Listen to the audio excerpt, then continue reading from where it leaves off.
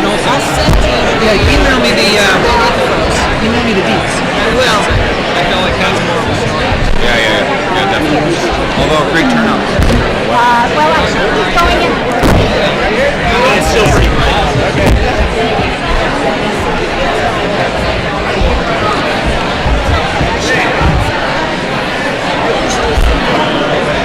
Trying to see who else I'll recognize out there without like staring. I know, it's so bright, and I don't want to stare. My neighbors. Nice talking to you. Yeah. She wants to move here, so it's less. I see a lot of familiar faces up front. DPW, Capital Planning Committee, School Board.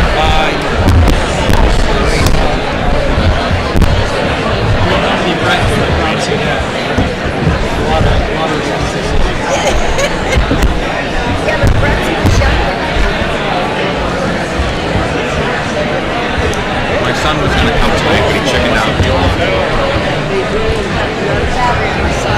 I should have had Dave for 10.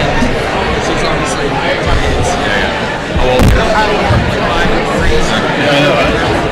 You're in the thick of it. It's a bad When he moved to town, they had a 4, 6, and 8-year-old.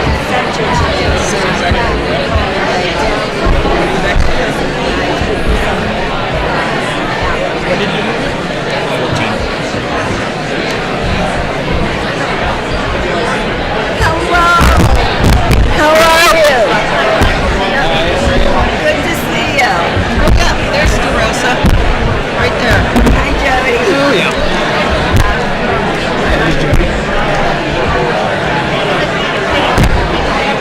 Yeah, I got a lot of it. Phones on silent, everybody. Put your phones on silent. Yeah, I put mine away.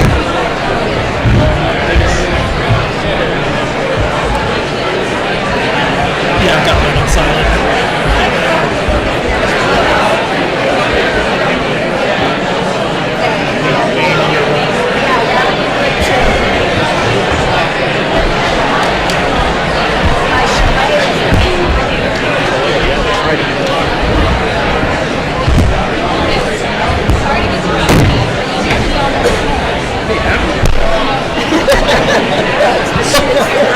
I know, really.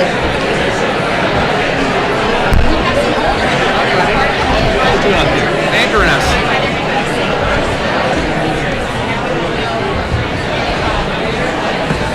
How are you, sir?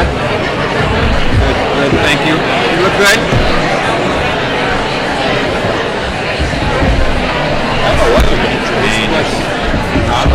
The gym might be at capacity. His wife's very active.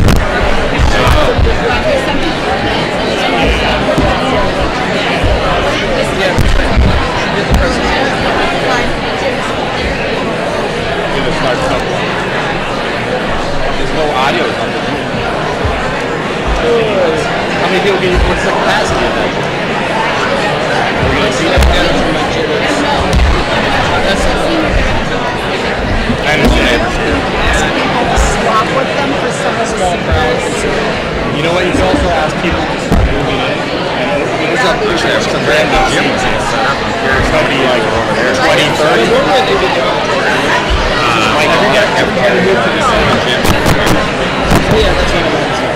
Yeah. I think they're in the live. Yeah, it is, right? Yeah, so when I went to the Part of it, they should have done way out. I was talking about Deb. I think they're all here for one day.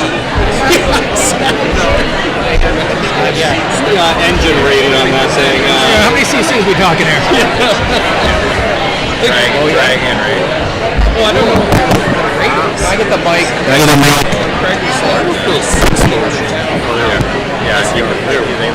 Nate, Could you ask him to turn the mic on? Probably not going to score well right off the bat.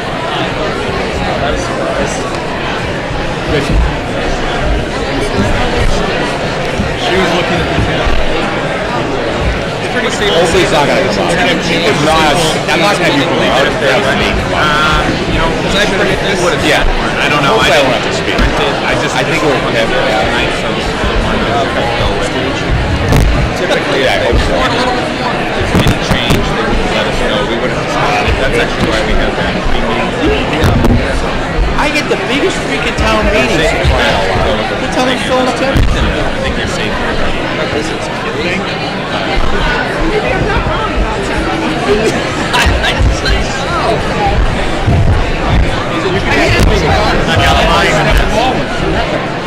Thank you. Right.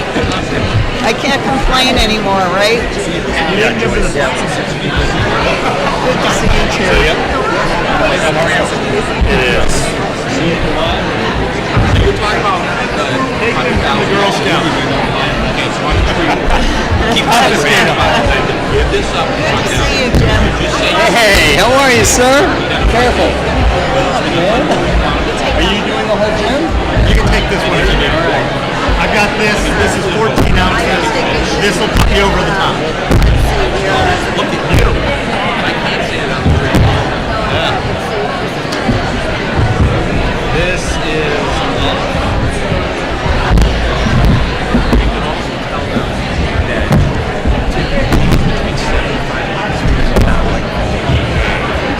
Oh, they are. Well, if you see, I said, then I said somewhere. What a good looking crowd. Last time I remember.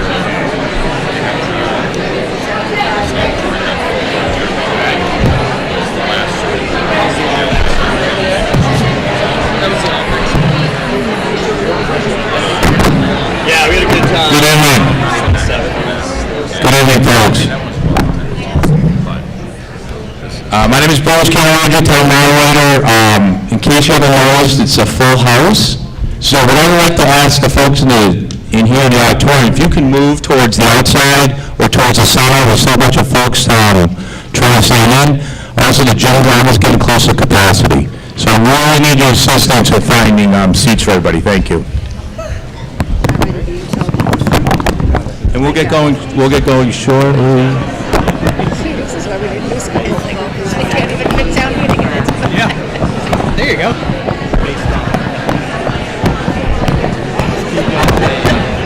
Right? We should have people volunteering. I think you're right. It's the calf and gym, right? Yeah, we have to make sure that when in the road. Yeah, I just did that. I rechecked it. So it's, they put in my discussions right in there. So we all know this.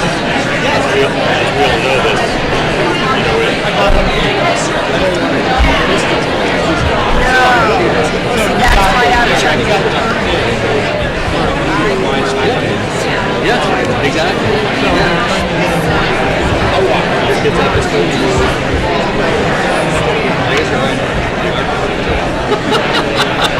I guess she's the only chem teacher, isn't she? Yes. So, kids doing well?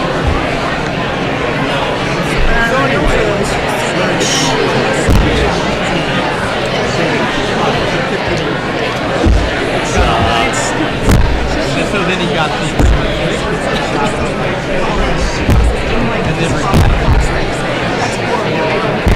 Did you lose somebody here? I'm out of order. Oh, so nice. Follow directions well, too. Very nice.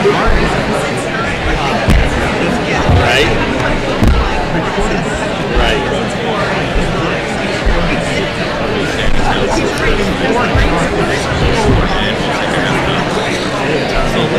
Whatever we got. Let's see. Senior year, I guess. I took physics. Junior senior year. Physics teacher. You should have done a math run, dude. Do it twice. Very true.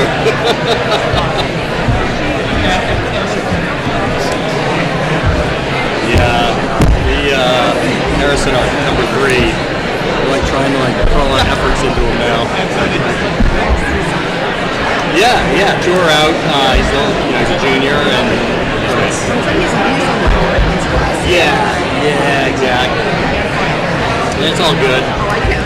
Not that I wish one could. It's like the way Bob helped me. It's her sister. It's the other one my phone process. God help me. Well, over the last like 6 to 12 months, friends are like, "What are you gonna do with this hair school?" I'm like, "Hang on, it's 2 years." Yeah, everyone's different. Everyone's different.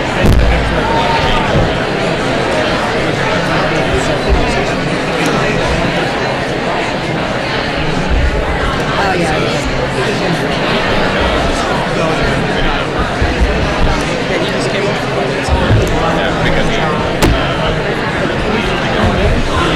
Come in like, you don't need to do it like,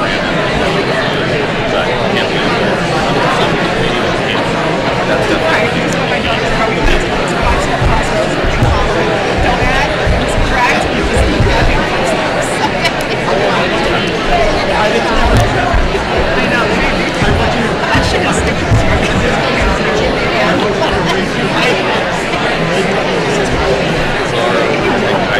I know.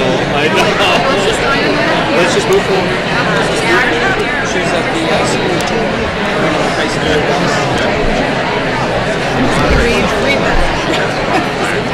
you doing?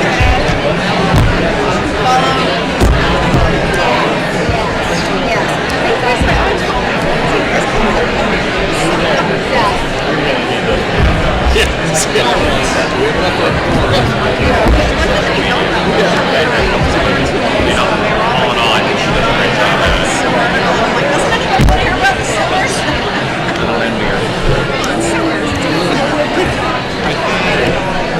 I civil engineers would say, you should too, but it's bread and butter house. I know. I hate it. That's my own movie network. You have solar?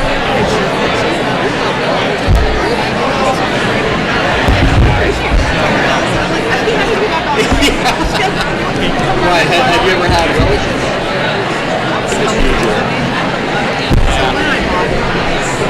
They're both grandkids.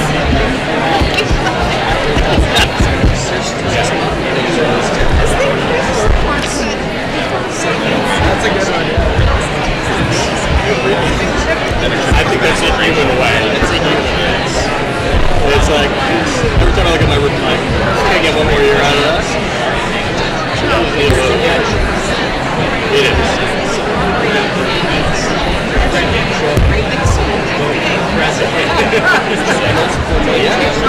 Yeah. So,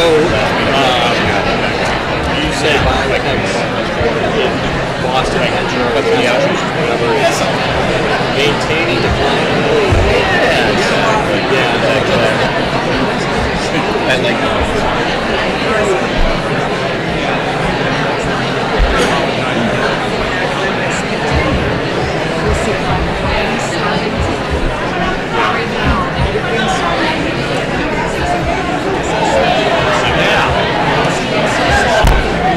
My voice felt the need of this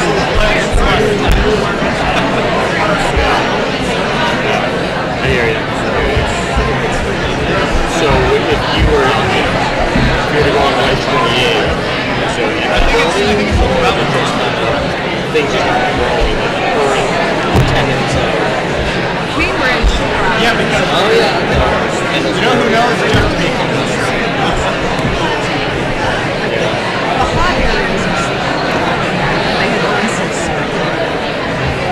Hey, how you doing, buddy?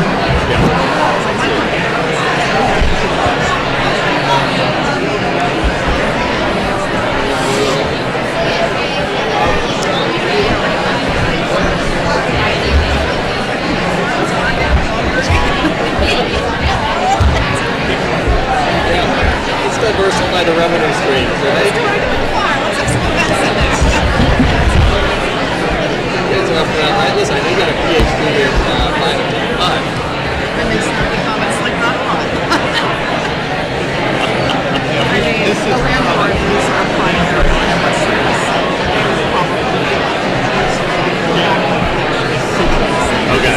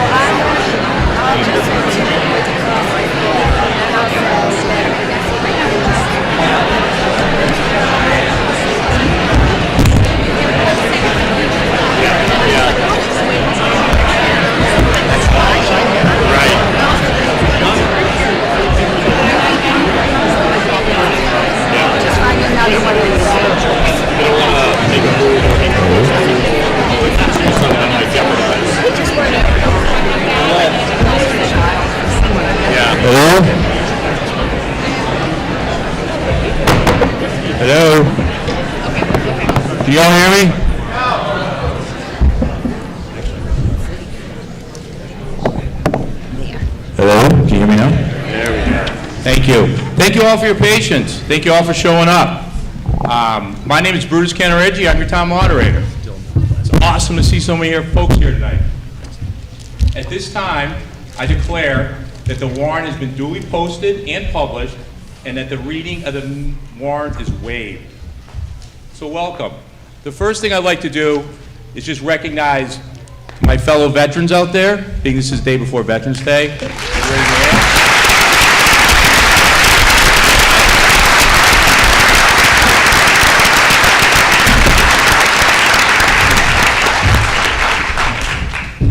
I also had another thought when I was putting my notes together. You know, around 250 years ago, town meeting wasn't being held in Millis because we were still part of Medway. But I sure, when those folks were getting together, they were talking a lot about independence. And that's how far we go back, this form of government. So it's pretty unique, it's pretty special, and I'm glad we're all here, and I want to thank you again. So at this time, I'd like to do the Pledge of Allegiance.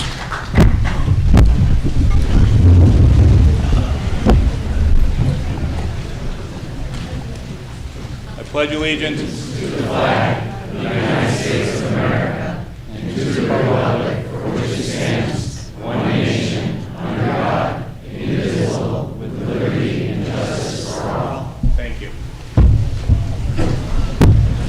Kickoff is at 7:45.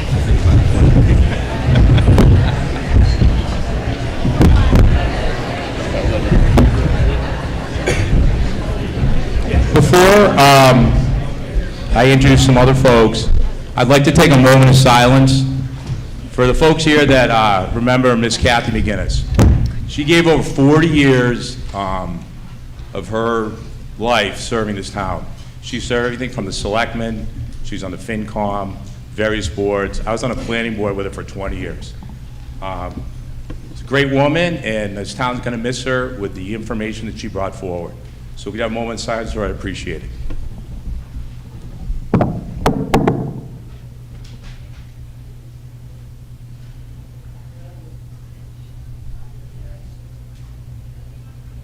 Thank you, and God bless.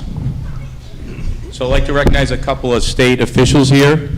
Representative James Arena DeRosa, as I've said, sir.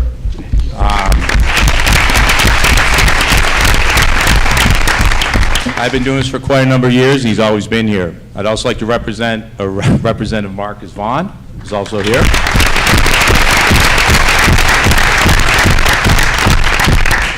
And I don't believe there's a representative from Roush here. No. Okay. Next, I'd like to introduce our select board. Aaron Underhill is chairperson. Vice Chair Craig Schultz.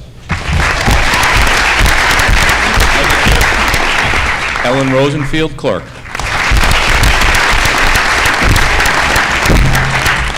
Our town administrator, Mike Jasinski.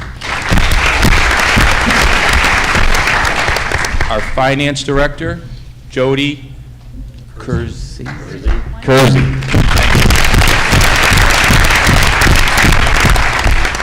And our town clerk, I got this one right, Kathy Smith.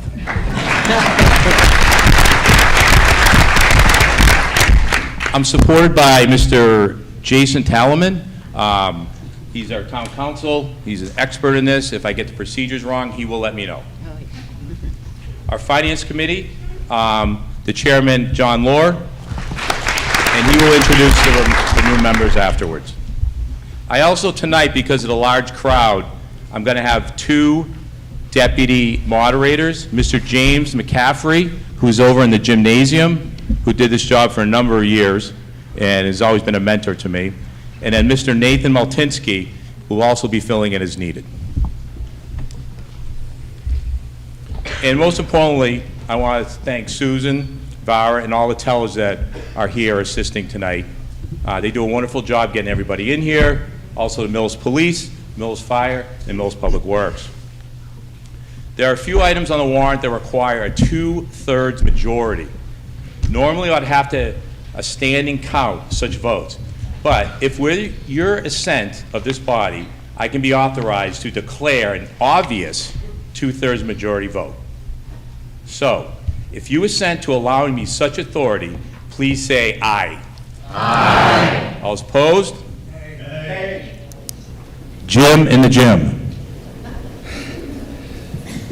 Motion carries. Thank you. General rules for town meeting. Governed by town meeting time and local bylaws. I will explain procedures as needed and will recognize requests for points of order. The first motion for each article will generally be made by the Finance Committee.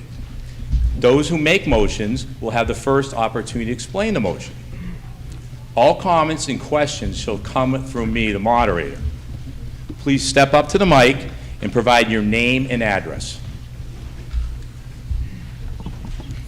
You can only comment here in the auditorium. So if you are in the gymnasium and you need to speak, you need to come over to the auditorium. Motions and motions to amend generally must be written, provided that for ministerial collectoral corrections. I will accept friendly amendments and we will help with the procedure if that's needed. I will try to balance the discussion as well as I can. Everyone will have a fair chance to speak on a matter, but at a certain point, I want to avoid repetitions, and I would ask that you do the same. There will be a maximum of 3 minutes when you're up at the mic. 2 minutes the second time to the mic, but do not be surprised if I hurry you along. I may allow someone with new info to speak a third time, but by bylaw, I may limit that speaker to 2 times. There are some excellent topics on the warrant. I hope we have a spirited debate and that this meeting both supports and challenges the issues that are represented. However, I expect all comments to be civil and respectful. I want to hear the facts and your opinions. What I don't want to hear is what you think someone else's opinion is. Comments should not be personal and directed at any individual. In other words, be kind to your neighbor, even if you might not agree with them at the topic at hand. We have many local officials, and between me and them, we'll try to answer any questions that you may have. When I ask for a voice vote, no shouting, we get it, you don't need to yell. If I cannot discern the result, I may ask for a show of hands. If I still cannot discern, I'll take a vote count. I will respect and call all the questions or motion to cut off a debate. With that said, anyone lined up at the mic at the time may be allowed to speak, but understand if I think it's premature, I will reject it. Similarly, if I am hearing a lot of the same comments, I may abbreviate the debate on my own and call for a vote. I'm not going to accept a motion to take articles out of order. I think we can have an expedient town meeting in an enjoyable way. So once again, thank you. Mr. Lohr. Mr. Moderator. Good evening, everyone. My name is John Lohr, and I am the current chair of the Millis Finance Committee. Finance Committee is composed of 9 members, and I'd like to recognize all the members tonight. If you could each raise your hand. Pete Berube, Eric Marthinson, Heidi Gilmore, Mark Johnson, Jen Zaretsky, Joyce Boyardi, Brett Hausler, and Michael Crone. Over the last few months since September, the Finance Committee has had meetings almost every Wednesday. Throughout these meetings, we've had various departments and committees present the 16 different articles that are found in the warrant. Before we dive right into the warrant, I'd like to recognize a few people both in the administration as well as the Finance Committee. So we have a few new faces up here on Finance Committee. Brett Hausler. He brings an analytical skill set where he has worked in different capacities during his professional career implementing standards, operating procedures, improving financial systems, and launching capital planning process. He is one of our newer residents in Millis and one of our newer younger parents on the Finance Committee. We're excited to have him and his energy on FinCom. Mark Johnson has lived in Millis for about 6 years. He wanted to get settled in before getting involved with the town. Now that he has settled with 2 young daughters and a third due in January, Mark thought it would be a good time to get involved with Finance Committee. Heidi Gilmore. Heidi has worked for several large companies over the years in marketing communications. Her education and work experience has groomed her marketing skills over time. But she has also adapted to new marketing skills with new technology and digital channels, and she has lived in Millis for 11 years. And last on the FinCom Eric Marthinson, his entrepreneurial expertise is in the technology space, where he founded his company about 25 years ago. His analytical skills will help residents of the town understand the various needs with all departments. Eric is also on the Capital Planning Committee as a FinCom liaison. Two administrators I'd like to recognize. Julie Cullinane. Julie is the new Human Resource Director and has worked in the human resource industry her entire career. She brings a vast set of human resources skills to Millis. She has recently researched potential cost-saving areas over the last few weeks since she started. Julie has already added a tremendous amount of value, and I'm sure she will continue to add value over time. And last, Aaron Millette. Aaron is the town's animal control officer. The Animal Control Department's function is to enforce all town bylaws, state laws, and town rules and regulations regarding animals. In fact, we have an animal article on the warrant tonight. I would like to recognize Aaron. A few weeks ago in October, Aaron received an award for the Distinguished Service by Animal Control Officers Association of Massachusetts at their annual banquet. This award recognizes educating animal control officers and the public about wildlife. Aaron's passion for animals and rehabilitating wildlife far exceeds the daily tasks of the department. This award reflects her devotion and is recognized by her industry peers in the state of Massachusetts. Let's all congratulate Erin on her award and the value she brings to Millis.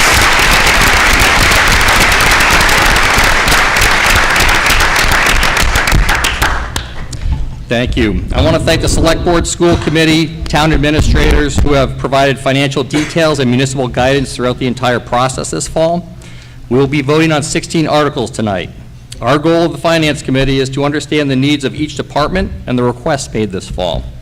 As outlined in the warrant, we voted and made final recommendations on each article as a committee.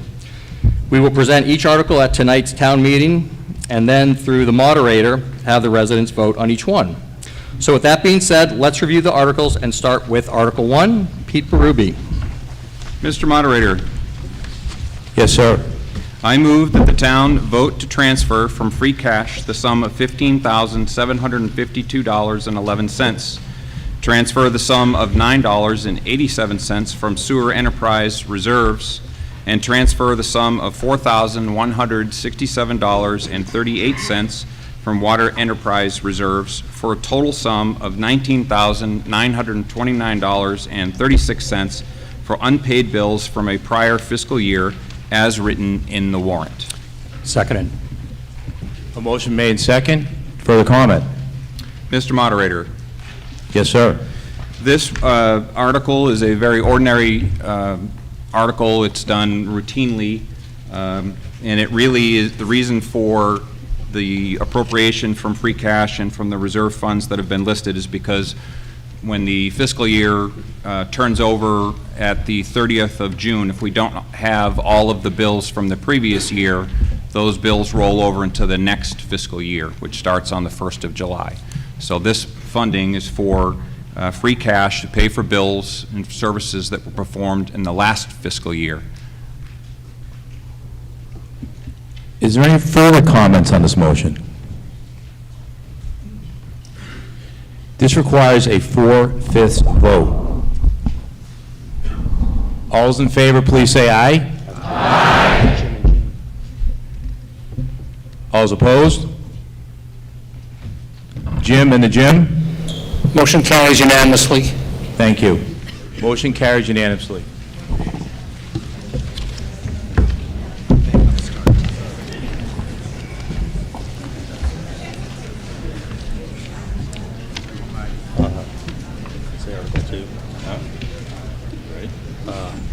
Article 2, Mark. Mr. Moderator, Yes, sir.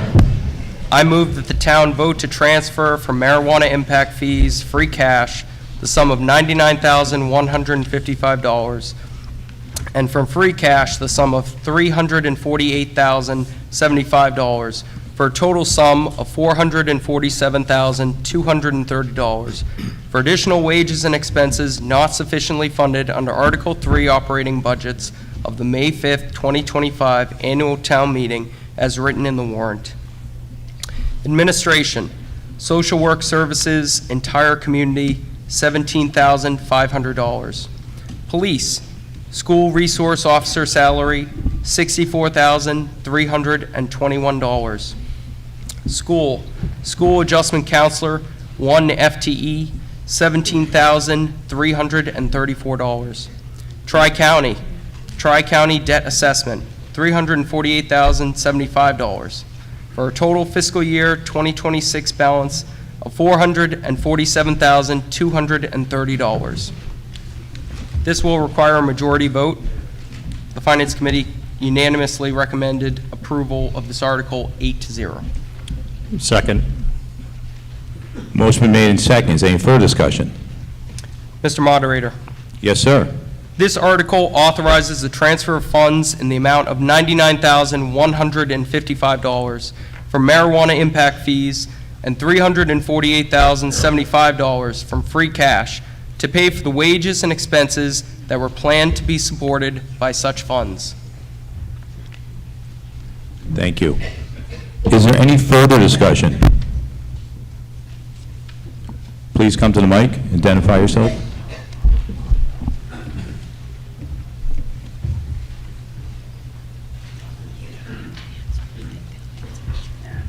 Good evening, everyone. My name is Jessica Hassenfuss. I live in 246 Palm Street. How is the school resources officer not in the police department budget? The question is, how is the school resource not in the police? Mr. Yes. Schultz? The school resource officer is paid from the police department. This is putting funds into the police budget to pay for that position. Okay, it's not that included already when you have Yep. a salary for the entire department?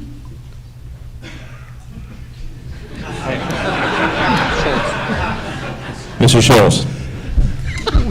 This is the last year that we'll have to explain this because the marijuana impact money goes away. But the way it's funded is the marijuana impact funds that given to the town is used to pay that salary. Through state funding, we get half of it when we do our budget at the start of the year and the other half right now. So this is paying the other half of that salary. Does that make sense? It's always been in the budget, but it takes 2 funding cycles to put the money in to pay for it. Okay, it's just confusing because I thought the police department has a budget on its own. It's always have. Yeah. He's part of the police department when the school is out. So that's my question. Like, I support the police. My husband is a police officer. I'm just very curious of how that works in Millis. Can I say something? Yeah, well, They can't hear anybody speaking in the camera. They're supposed to be able to. Yes. I don't think it's working. My phone's blowing up. okay, I'm going to go back to the question then, if that's okay. Mr. Schultz, go ahead. Yeah. First off, I'm going to say the reason you don't understand it and I don't understand it is because the state's involved, okay? It makes it way too complicated. But we get half of the money from the marijuana impact funds at the May town meeting. We vote the budget for the police department knowing that we've only funded half that salary for the year. Then, now, the state's told us we have more money. We knew it was coming. It wasn't a surprise. We know how much it's going to be. So we have to vote the other half of the budget. But as I said, this is the last year we're going to have to do this because the money goes away from that source. And where is the money going to come back when it goes away? When is it going to We'll absorb it into operating budgets, the normal operations. Okay, all right, thank you. And it'll be easy. Thank you. Jim, in the gym. Can the folks over there hear? We cannot hear the questions at all. We were able to hear the response, but we cannot hear the questions. It's that mic. Could someone just test this mic on this side? No. Testing, 1, 2, 3, yeah. Can you hear that? Jim? Jim. I can't hear it, so I'm going to assume that nobody else can. All right, I'm going to get...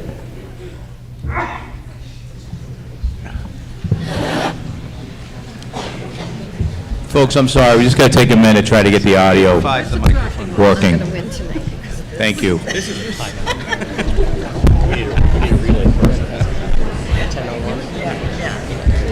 They can't hear the questions. Okay, now I got time for my selfie.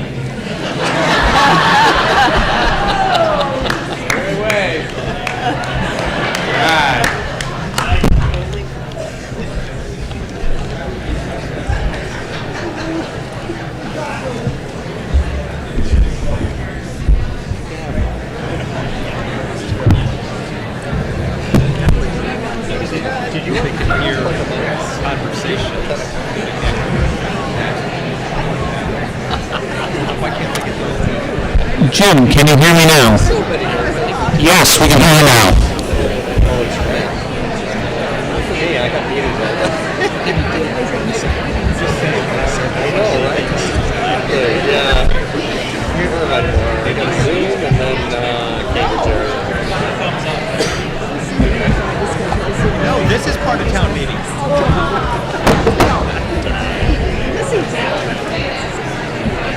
Kathy, It's injury time. supposing we're done.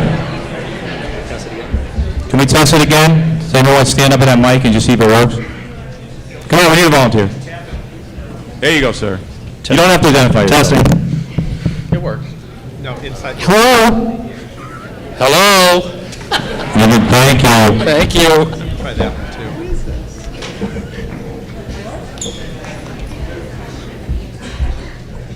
I can't remember the question. Craig's going to repeat the question for the generator.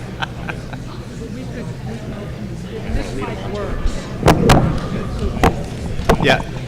Mr. Moderator, would you like me to repeat the question? Repeat the question, please. Thank you. There was a can you hear me, I guess, in the gym? Yes. Okay. There was a back and forth about why this wasn't in the police department budget. I think you heard my answers, but the main question was why wasn't this in the police department budget? The reason is because it's a complicated state funding mechanism that we'll never have to worry about again after this meeting. And it is in the police budget. It's just funded half in May and half in November. Thank you. Is there any further comment on this motion? Please step up to the mic, identify yourself. Dan Kress, 94 Middlesex Street. Would you please elaborate on how exactly the second part would be absorbed next year when the marijuana impact fees go away? Would that be additional tax? It will, first off, it will not be an additional tax, because the only way taxes can go up is if we get 800 people in this room, or some number, to vote for taxes to go up with a ballot measure.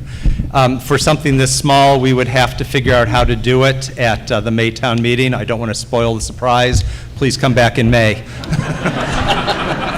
But it will not be taxation.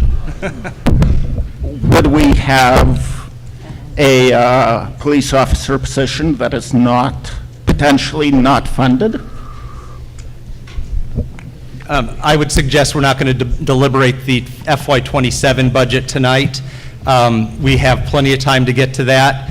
It's not our goal, it's not our desire to do that. We are confident with something this small. There's ways we can make the budget work, but I can't tell you how we're going to do that yet. That's part of the FY27 budget. And it's not that I'm being evasive.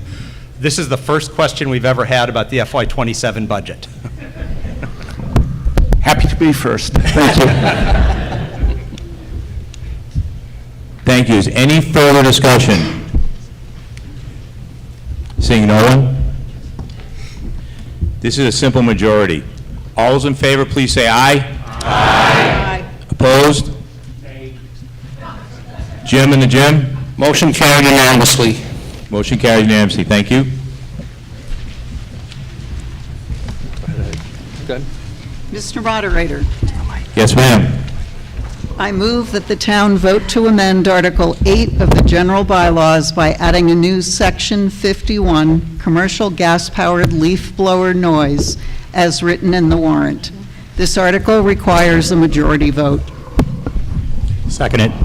Motion made second. Any further discussion? Mr. Moderator, Yes, ma'am. this article would place limitations on the days of the week and the hours within which gas-powered leaf-blowing equipment can be used. This is consistent with bylaw changes many other Commonwealth towns have enacted to ensure less noise pollution for residents, as well as less air pollution from emissions of gas-powered equipment. This article was submitted by the Select Board, and the Finance Committee recommends approval of this article 8-0. Thank you. Is there any further discussion? Yes, ma'am. Nicole Riley, 258 Village Street. While I understand the underlying intent of this article, I would urge the town to vote no. in that the language of it it needs a second go-around. There are multiple things that are in conflict here. Number one, your limitation on time is actually more restrictive than the building department and the planning board have for commercial construction. We allow 7 a.m. to 6 p.m. Monday through Saturday for construction of roads, for construction of subdivisions. And in fact, you have a limitation here where you're referring to commercial gas blowers, leaf blowers, excuse me, but your Sunday prohibits actually timelines for residents. You have, the language does state, it actually references the state statute incorrectly. The bylaw that you're proposing references enforcement by criminal indictment or complaint under Chapter 40, Section 21, when in fact that statute provides that fines shall be recovered by indictment or on complaint before a district court. This cannot be made into a criminal law, but if the town were to fine someone and that person failed to pay the fine, the town could go to district court to enforce the fine. You cannot be punished for using, this law could not be written as is because it would imply that someone could have a criminal charge against them. Finally, I would question if the intent, as just stated, is for noise pollution, the reduction of noise pollution and the reduction of air pollution. Why are leaf blowers that much more of a problem than gas-powered lawnmowers, snow blowers, chainsaws, power washers, rototillers?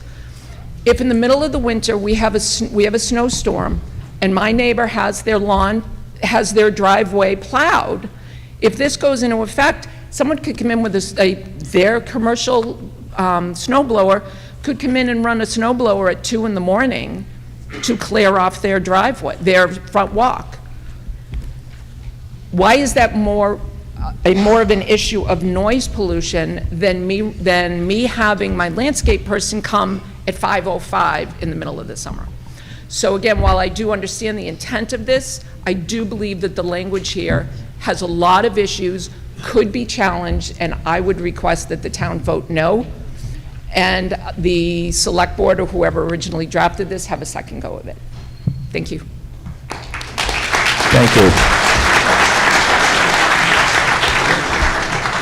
Yes, sir. Troy Congan, 413 Union. Similar complaints. If this is a noise issue, gas blowers make almost the same amount of noise as electric blowers. The fan noise is where most of it's coming from. I think that needs to be taken into consideration. Also, if it's a light snow in the middle of the winter and I choose to use a leaf blower to clear the snow off my walk, I don't want to go to jail over that. Thank you.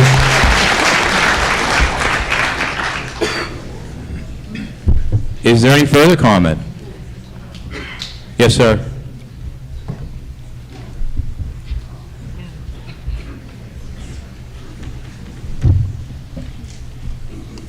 Thank you, Mr. Moderator. Edward Kin, 24 Glen Ellen Boulevard.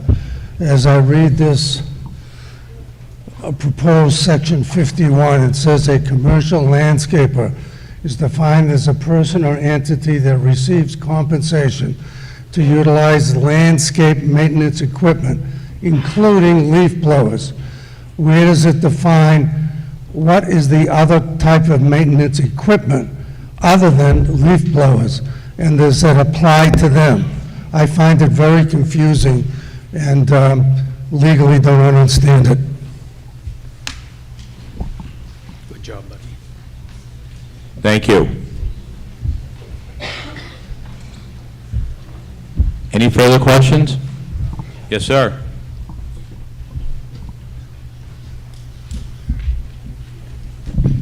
Yeah, Jim Angelo, 34 Lavender Street.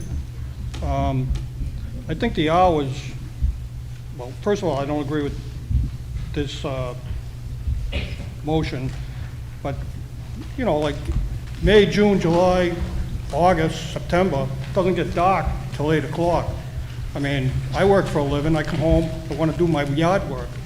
And the other thing is Sunday, I mean, I thought we got rid of the blue laws. I mean, you know, there's more restriction on Sundays. I mean, I don't think that's right. The state got rid of the blue laws. Thank you. Yes, sir.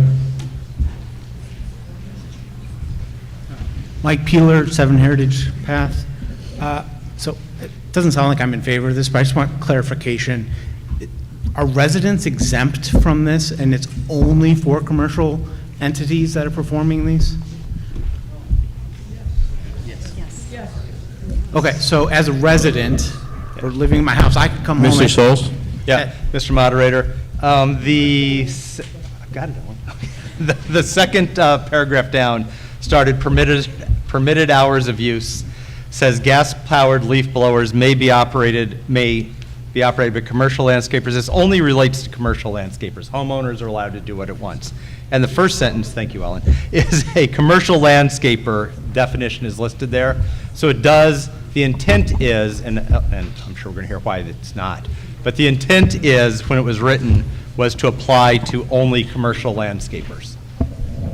Okay, so what if an entity owns the property and then the individual owner of that entity is doing work on said property? Are they exempt? I think he's asking if a resident of a condo association wants to go blow leaves in his backyard, even though it's a commercial type property, is he allowed to do that as a resident? Is that correct? Technically, that would probably fall into it, but let's say I have me individually, I have a single member LLC that owns property, right?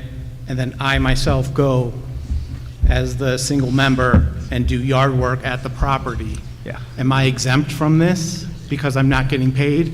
But then Yeah. on the flip, also, wait, let me add one more. What if my LLC then pays myself to do that property, to take care of it? Do I then become a commercial landscaper? Mr. Scholes? Yeah, the first paragraph attempts to address that. A commercial landscaper is defined as a person or entity that receives compensation to utilize landscape maintenance equipment, including leaf blowers, on another's property. A commercial landscaper does not include the residents of that property. I think you're splitting hairs, but I would be very surprised if that was, unless your LLC is a commercial landscaping LLC. No. I think the intent would not. I would be receiving the compensation from my LLC. So if I'm like a landlord and I'm doing work on my own property and then reimbursed myself, your language is not defined at all. This needs to be rewritten at minimum. Thank you. Ms. Riley, you have something new to add? Mr. Schultz, I would challenge your response. If you look down to Sundays and legal holidays, prohibited except for operation by a resident of the property on which landscape maintenance equipment is operated between 9 a.m. and 5 p.m. So it doesn't restrict residents from any time of our Monday through Saturday, but it does place a restriction on residents using this equipment on Sundays.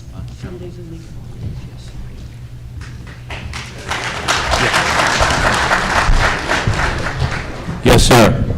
Scott McPhee, 8 Walnut Hill Road. There are lots of other towns that have a similar ordinance, but for commercial operators, there are extended guidelines or hours during the leaf cleanup season in the fall and in the spring. So I don't see that in this motion, this article. Also, people who hire commercial entities to blow your leaves and use blowers, I would expect a huge increase in the cost to clean up your properties, because if they can't use blowers, they'll be using rakes, and rakes will take a lot longer to clean up your property. Also, there are some communities, they have decibels, so I don't remember seeing anything about the level of decibels of the blowers, so those can be monitored as well, or maybe there should be some language in there about decibels. It seems like this is a very good idea to limit air pollution and noise pollution, I don't think it's ready to be proposed to the town of Millis in its current form. Thank you.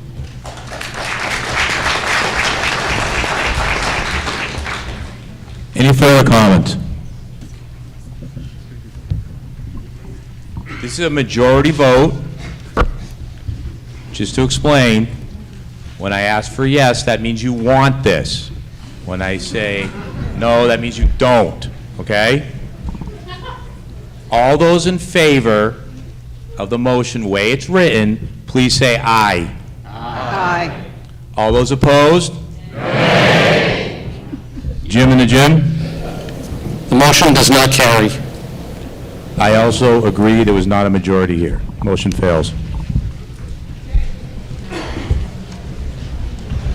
Mr. Moderator. Yes, sir. Article 4. I move that the town vote to transfer from free cash the sum of $500,000 for road, sidewalk, construction, design, repair, and maintenance. Second. Motion made second. Any further discussion? Mr. Moderator. Yes, sir. Funds approved by this article are anticipated to be supplemented with Chapter 90 funds to be released by the state later next year. In addition to funding road maintenance activities like crack sealing planned for $50,000 worth, the following are potential projects for next year pending approval of this article tonight, as well as receipt of state funds. Exchange Street sidewalks from train tracks to 12 Exchange Street, replacing existing sidewalks.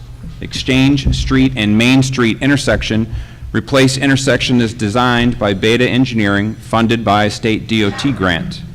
Village Street sidewalks from Pleasant Street intersection to the Medway Town line. Replace existing sidewalks and install sidewalks on the odd number side of Village Street.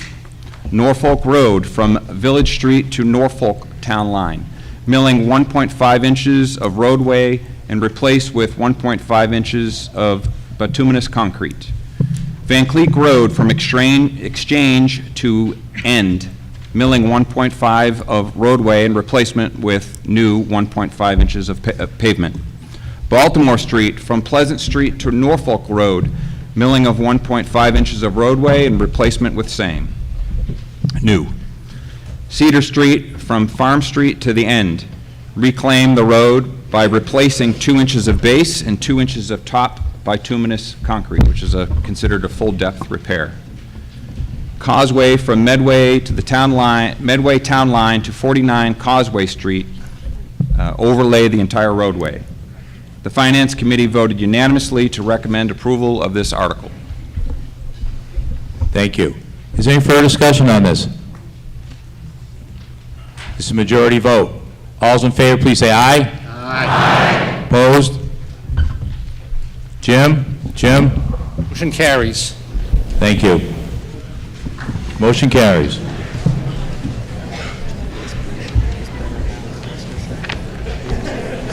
Article 5. Article 5. Is this working?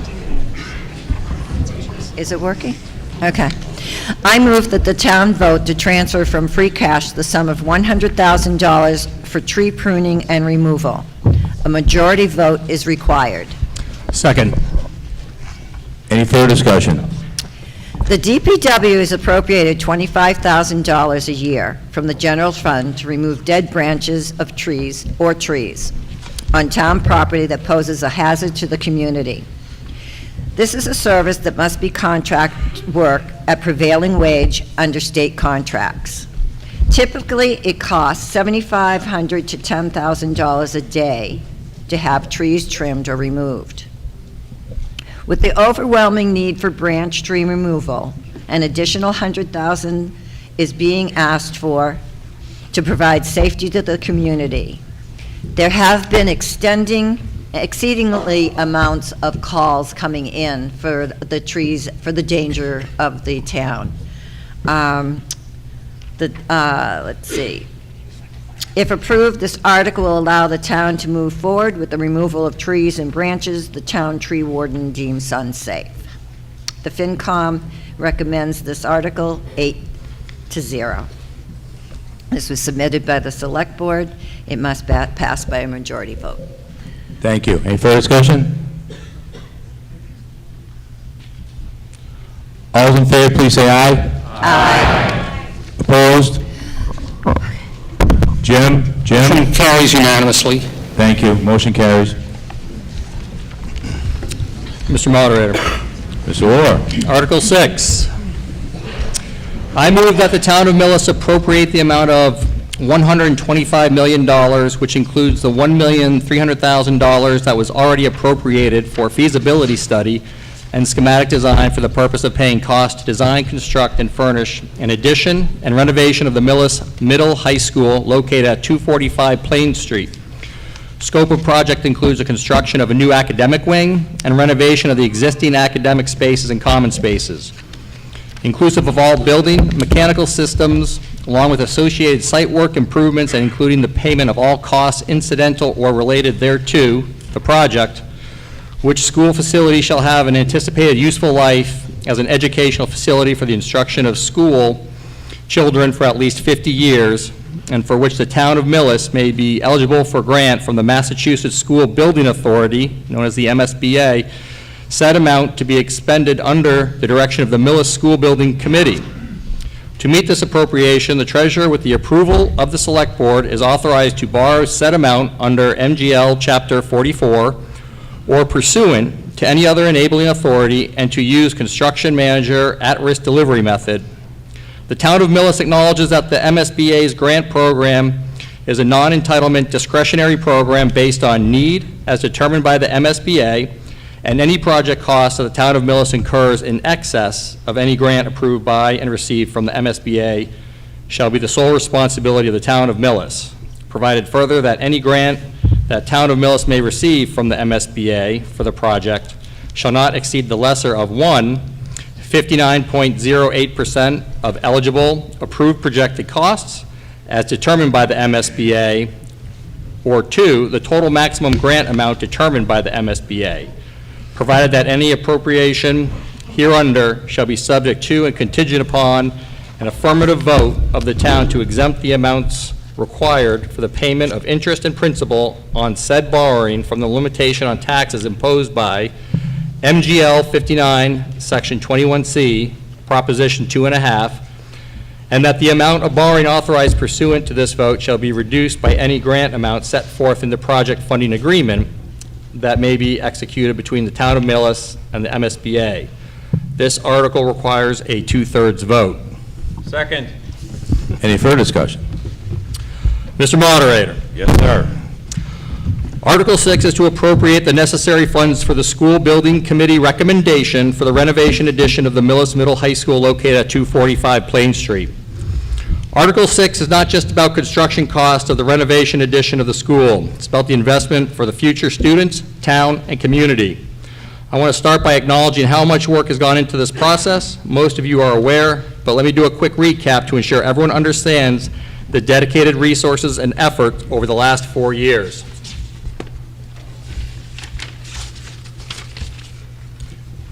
Spring of 2021, Select Board submits a statement of interest to the Mass School Building Authority, MSBA. March of 2022, 58 districts applied a statement of interest to the MSBA, but only 17 districts were selected for the next phase, including Millis. November of 2022, at Fall Town Meeting, residents voted to approve a $1.3 million for feasibility study for the middle high school. Following that vote, the School Building Committee was formed, consisting of 14 members. I would like to acknowledge and recognize the School Building Committee Chair, Rich Nichols, and all the members of the committee for the time and dedication throughout the entire process.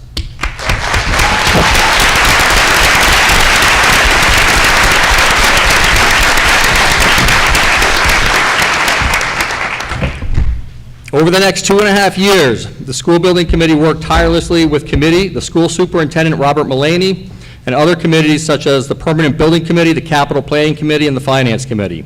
From the start, there have been over 45 School Building Committee meetings, which included multiple community forums. Every step of the way has been properly documented, has been transparent. It's been communicated and discussed from the beginning through tonight's fall annual town meeting. So why do I share this? Because this moment right now at town meeting is a result of years of hard work. This is not a whim, this is not a rushed idea, this is about the effort it took to get here and understand what is at stake.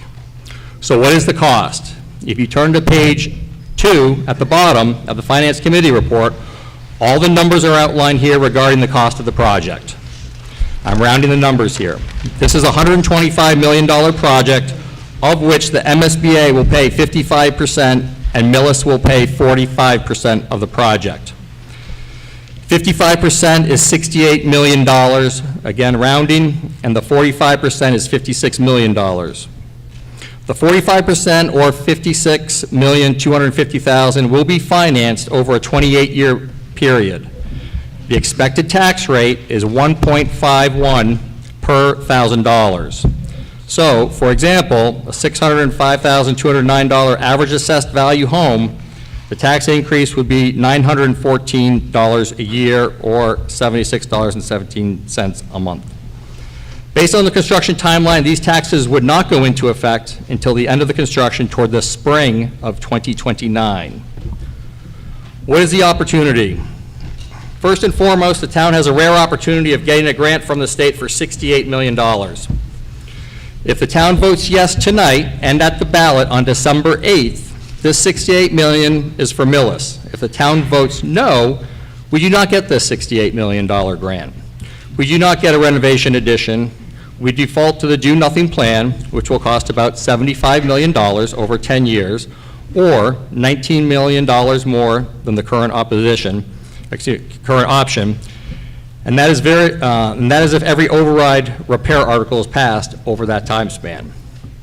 It's an opportunity to allow the town to address all needed deferred repairs at the school, such as heating, ventilation system, fire alarm system, windows, repairing the roof.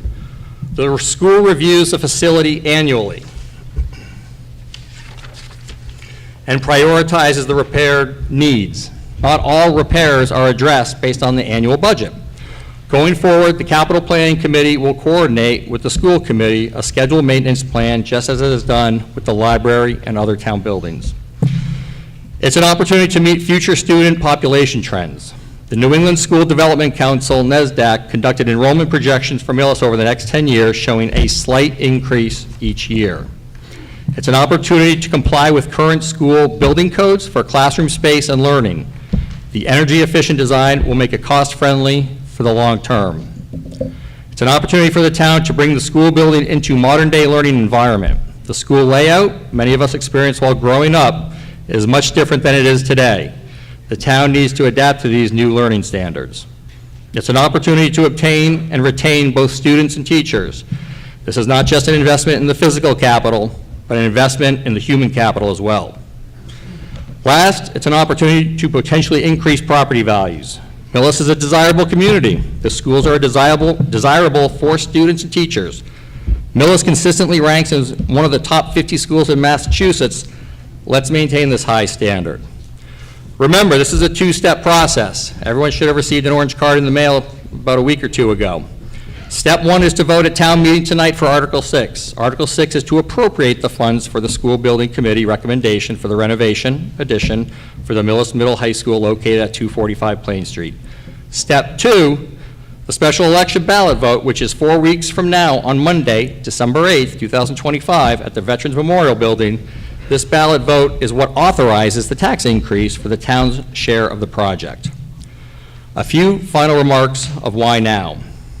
In a time when federal funding is decreasing and state aid is tightening, this is a $68 million opportunity for Millis to capture. The renovation addition option is the best responsible option for Millis. It's the least disruptive option for students. It's the least expensive option for taxpayers. And from a capital planning standpoint, it's the best option for an up-to-date school for the next 50 years. The Finance Committee recommends a yes vote for this article. The Finance Committee voted 8-0 for Article 6. Thank you, Mr. Orr.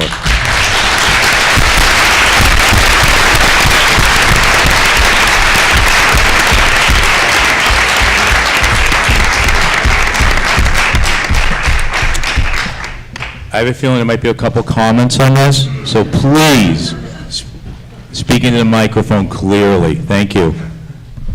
All All right, good evening, everybody. My name is Richard Nichols. I'm the chair of the School Building Committee. One of the things that I wanted to bring forward that hadn't been mentioned, that the whole process here was put forwards to plan versus reacting. We looked at all these different options, and one of the ways that we could manage costs would be to have a plan and be able to bid everything out and therefore get a better price for things. So we look for value. And so that's why when they had said earlier we'd gone through multitude of different options, we went through a whole bunch of different options to find the best value for the town of Millis, because we understand that it's been a long road. We've gone through a bunch of projects, and we wanted to make sure that when we were all done, the town got the best value for the dollar. So that's my statement. Thank you.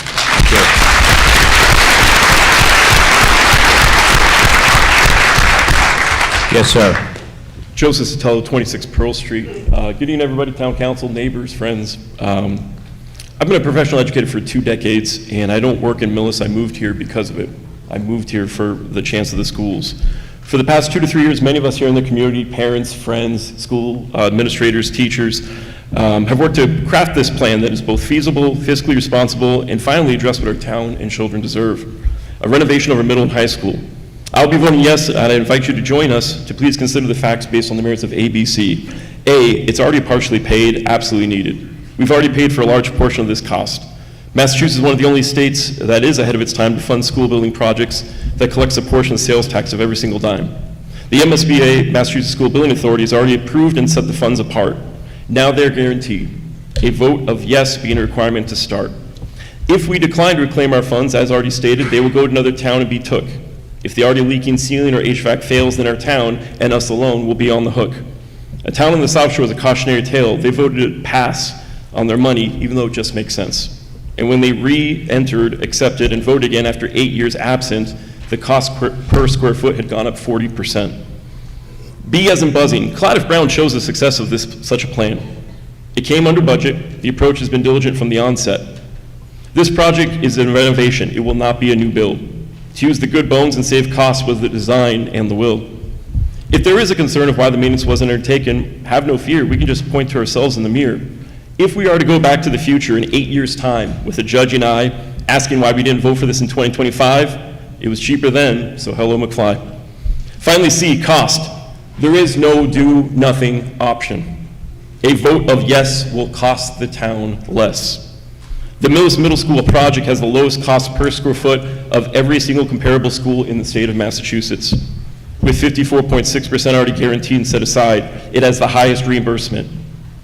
If we think education is expensive, we can try ignorance. Leaks only get worse. Rooms not up to code. Our teachers and students already know this. It is the reality in their daily existence. The roof, HVAC, electrical all need to be replaced with more on deck. To do these basic things a la carte would be more expensive. It would be more than the entire renovation project. A wise man once said we should do unto others, and it was also said well by Mr. Rogers. We don't just get to be competent human beings without a lot of different investments from others. With the state paying more than half, a vote of yes not only reclaims our already paid sales taxes and makes financial sense, but look at the children. They are worth it. Join us. Vote yes.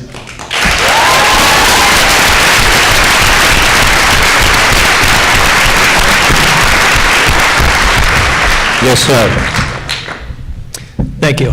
Eric Marthinson, 28 Timberline Road. I'd like to speak out in favor of this project as well. I support this renovation because it's what's best for Millis. Our school is falling apart. Rain seeps through the roof, windows leak, the boiler can't be repaired. It's literally old enough they can't buy parts. We're using closets as offices. This is embarrassing. It's wrong. Our kids deserve better, our teachers deserve better, we all deserve better. We're here today to make a simple choice with enormous stakes. Option one, we can vote yes and accept $68 million from the state, money that's ours for the taking. We can add $57 million of our own and transform everything. Not just patches and repairs, but a real school, proper classrooms, separate wings for middle and high school, safe, dry, warm spaces where learning can actually happen. A place that attracts great teachers rather than drives them away. An investment that strengthens property values and builds community pride. Or option two, we can say no. Then watch as we spend 70, 75 million, that's at least 13 million more, just to fix the leaks, replace the boiler, put the patches on. And after spending more money, we still have the same cramped, outdated building that fails our kids every single day. Now, the math is compelling. This project will cost an average homeowner $914 per year. That's $2.50 a day, way less than the proverbial cup of coffee. And with that, we'll turn $57 million into a $125 million asset to give our kids what every other town already has or longs for. That's not frivolous spending. That's investing. It's smart investing. Now, I've heard the doubts. It's too expensive. Well, we've looked at every option. The cost per square foot of this project beats every comparable project in the state. Our state funding percentage is near the top. If there were a cheaper way to build a school, another town would have already found it. They haven't. Instead, towns will study what Millis did right. I've also heard we should regionalize. Well, we asked, the surrounding towns said no. And here's what people don't realize. Massachusetts has had the same number of regional school districts as it did, has the same number of regional school districts as it did 20 years ago. If regionalization were a holy grail, we'd see that number increasing, but we don't. Regionalized schools don't save much on construction costs. The state auditor found they actually cost more to run, not less. They lose students faster, pay millions in unreimbursed transportation, and need endless town meetings just to pass a budget. Regionalization isn't a solution, it's a distraction. I've also heard there's no rush. Well, tell that to the kids sitting under leaking roofs today. Tell that to the state holding $68 million for us. Money that will absolutely be spent. Hopefully it'll be spent here in Millis and not reallocated to another town. Federal and state aid is shrinking. I'm sorry, I have to move you along. I'm almost done. Thank you. Not growing. This opportunity won't wait. Here's what moves me most, though. Millis High School ranks in the top 15% statewide and the top 10% nationally. Our teachers and students achieved that excellence in a building that's literally falling apart. Imagine what they could do with a roof that doesn't leak. I find that exciting. So this article isn't just about buildings, it's about who we are. Are we a town that settles for closets as offices, that tells our kids they aren't our top priority? Or are we a town that steps up when it matters? I urge you all to vote yes with me.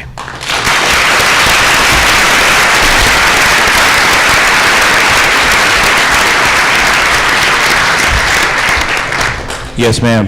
Hello, friends and neighbors. I'm Lauren Barnes, and I live on Curve Street. I want to note two items related to this article. The first one, this is Article 6, and the boards that are seated before you, including the School Building Committee, the Select Board, the Permanent Building Committee, Capital Planning and Finance Committee, have presented our town with 16 articles. So I want to ask everybody who's here, this tremendous attendance, to please stay to conduct all of the town's business. It's really sad when we have a $40+ million budget without a school project, and after one special issue, a lot of people leave. So before you're thinking about it, it will go quickly. And the second thing I want to say is that this attendance is tremendous, but it is also a reminder that there is a tool that would really lower barriers for people who aren't here to attend, an electronic voting device. It's 2025. Ma'am, I've asked you to stay on topic. We're not So- talking about how we vote. Thank you. Okay, so, have a good night.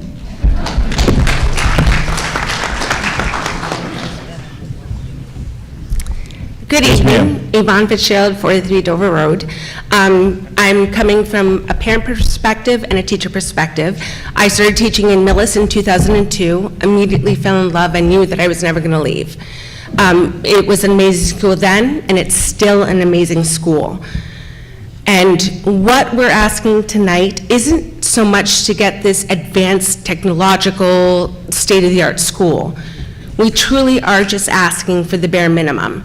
It's very difficult for me to walk up my stairs to my classroom where the two windows are leaking water when it's raining or snowing, when the walls are crumbling down. I walk into my classroom, it's freezing, I turn on the heat, then it's like a sauna, and I have to turn it off to 10 minutes. But that's not the only thing. I know that this tax increase is going to be very difficult for everyone. It's going to be difficult for me and my family because we're not of the higher upper class, we're regular working people, but our kids deserve it. I have kids in the school system. We moved here because of the school system. We moved here because we knew that both of our boys were going to get the best education from the most amazing educators.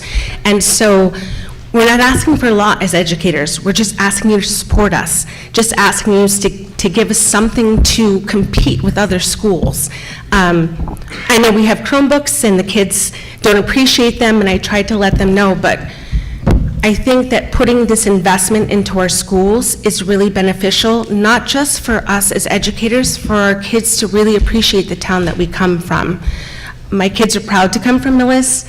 I and my husband are proud to have children in the Millis school systems, and I just want everyone to appreciate what Millis is there to offer. Like, our Millis public school systems, we have amazing teachers, we have amazing paras, we have amazing staff, and just saying yes to this vote is really going to show us how much our town cares about us.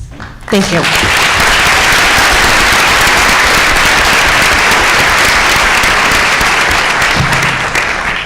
Yes, sir. Good evening, Evan Landry of 334 Orchard Street. Just speaking further to the point, for those of you who are considering leaving early, you may know this already or you may not. I believe the issue can be brought up again at the end of the meeting and re-voted upon in opposition of the majority's interests. So I want to point that out to you. If you're considering leaving early, I would strongly suggest that you see it through to the end.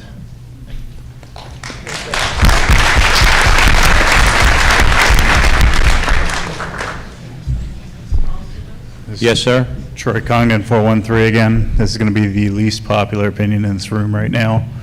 I appreciate that you guys are all gung-ho. This town spends a lot of my money, and I appreciate it. You guys have done amazing things with my money, but you keep asking for more and more, and there has to be a stop to this. I understand that this town is in a great position right now to get oodles of money from the state. I wish that this town would pay off some of its debts, some of its overrides before we consider more.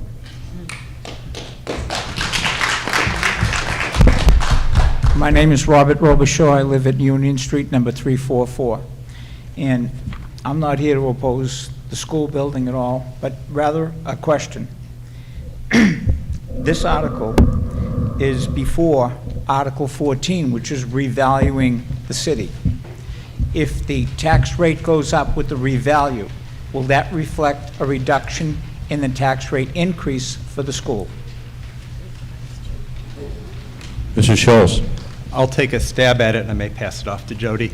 Our revenue that we can collect is limited by Proposition 2.5. This override is for a fixed amount of money.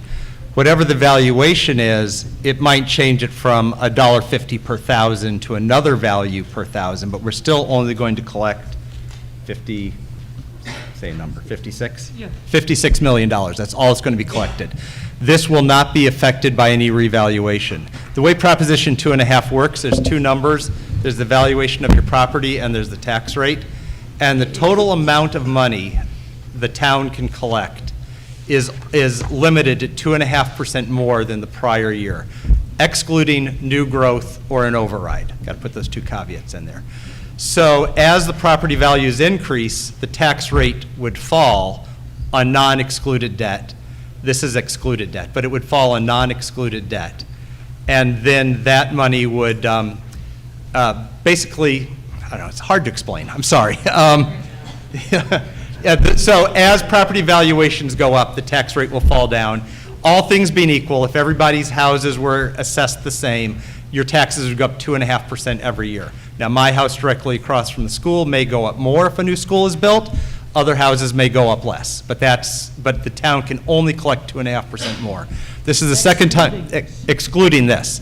This is the second time tonight I'm blaming the state for a very convoluted process, but. So, if I understand this correctly, if the town were revalued and collected an extra $56 million on the revaluation, then the gross taxes would go down on the town $56 million. Well, let me explain how that works. That's not right. That's not correct. The way it would work is the town can only collect excluding this debt.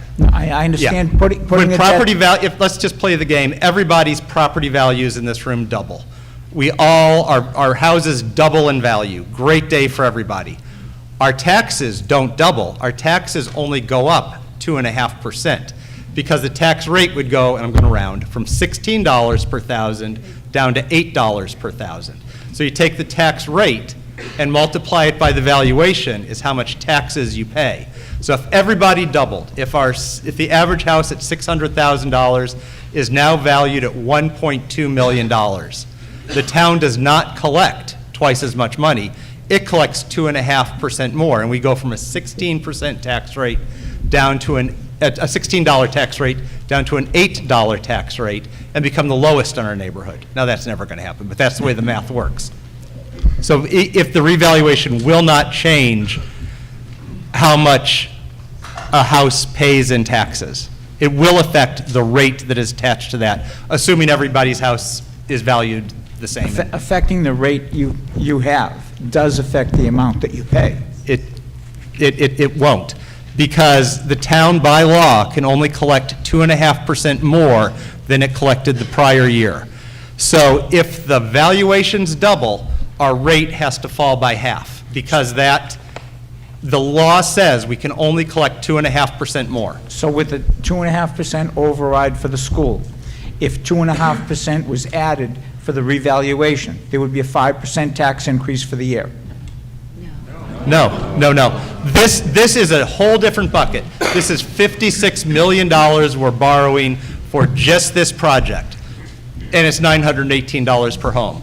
Let's play another game. The size of the town doubles to 6,000 people. That's 918 falls. This is always going to be $56 million. It's not going to go up. It's not going to go down. It's $56 million. That's what the cost will be for the town. Okay. Thank you. Yeah. I hate explaining taxes. Hi, Mike Peeler, 7 Heritage. So you mentioned that the taxes don't start until 2029. It's just to be clear, I'm in favor of the motion. Have you guys looked at starting the taxes earlier? Because like you said, it was going to finance it. Does that change like interest rates if we got the money in sooner? Like could we reduce costs by collecting the taxes sooner? There are things, I hate explaining taxes. Just hate it. There's things called bond anticipation notes. We're only allowed to bond money that's in an asset. So we're going to borrow some money along the way, but those are going to be one-year borrowings, short-term borrowings. As soon as the building opens, we'll do a 28-year bonding, and we can't bond that until the building is built. What you're describing is arbitrage, and it may be illegal. But it's a great idea. Sorry, just for clarity, you couldn't collect the money, like raise our taxes, collect the money ahead, and it just sit in a fund. And then when you go to get the bonds, you... No, nobody's going, yeah, I'm pretty sure it's illegal. Yeah. It's a great idea. I have thought about it in my private work, but it's not legal. My lawyer told me it's not legal. Mr. Scholes. Mr. Scholes? I do appreciate your efforts trying to explain our tax laws. Thank you. Yes, sir. Hi, Stan Yablonsky, 30 Glen Ellen Boulevard. I live in a senior community over 55, and in speaking with some of my fellow residents, it appears to be some confusion on one of the issues. We're being told that if we do not pony up 56 million now, we're going to have to pay 75 million later. But what they think is that's an automatic. We get to vote whether we have to spend that 75 million, correct? Mr. Orr? Correct. Okay, because there is some confusion. You guys are presenting it tonight like it's an automatic. If we don't do this, we have to spend 75 million, when in fact, we do not. We can vote no today, and we can vote no next time. Thank you. Mr. Moderator. Mr. Rohr. You're correct. The anticipated costs will go up over the 10-year period, and each time there is an override for those repairs, the town, just like we are here tonight, would have to vote on that, and if the town doesn't pass it, then those repairs would not be fixed. Mr. Moderator. Mr. Moderator. Mr. Schultz. I would just like to correct my good friend up there on the stage. We will have to fix those items. If the roof is leaking and we have water features in the classroom and mold forming in the ceiling, we're going to have to fix that. That's about $8 million. So I did a little finance look at it. I ran some spreadsheets. That's about $500,000 a year in payments for the next 28 years just to fix the roof leak if we bond it out and pay our bond fees. Coincidentally, road repairs this year that you just voted are $500,000. We're not going to we have a choice right now to use that for roads. If we have a building with mold in it and lawsuits pending because there's mold in it, the first $500,000 we're going to look at are discretionary. It just so happens, I'm not saying this is what it will be, but $500,000 is sitting right there in roads. So we could fund this building for $8 million for the first tranche of repairs, the roof, and then the windows, for $8 million. That's how much we're spending on roads. We're going to stop doing things like that. It may not be roads, it may be departments, it may be cutting each of the departments back further and further. We'll erode town services and town features to pay for it, because we can't let the school fall apart and put kids in it with mold in it. So Stan, we don't have to.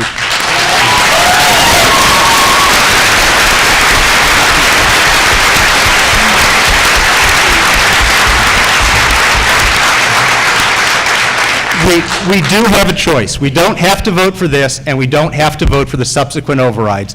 But I promise you, there will be cuts that will affect everybody, whether you live in Glen Ellen or if you live directly across from the school. Those cuts are going to affect town services, and they're going to be draconian at some point to get to $75 million.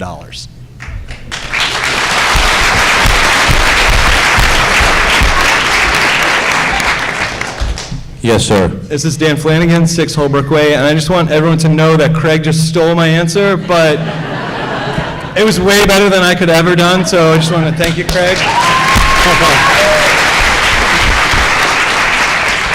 Keep your eye on the ball. If we do not vote yes, then we will be spending $75 million, whether it's on an override or every other budget item in this town is slashed, and then we are left with a future that is very, very detrimental to our children. Thank you.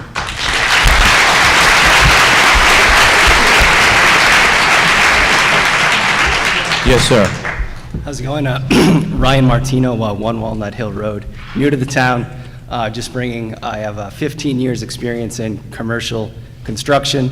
I work for an engineering firm. I'm a mechanical engineer. Looking at the project, I've actually had the opportunity to work hands-on MSBA projects, doing new schools, worked on a lot of schools in New Bedford and other districts in the state. This opportunity doesn't come often. There's obviously been a lot of work. This project will never be cheaper than it is today with the current plans. The climate of construction is only going to go up.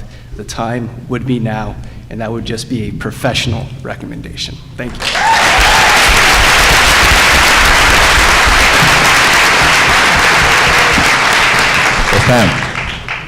Carolyn Gutierrez from Rockville Meadows. Could you just speak in the microphone a little closer? Thank you.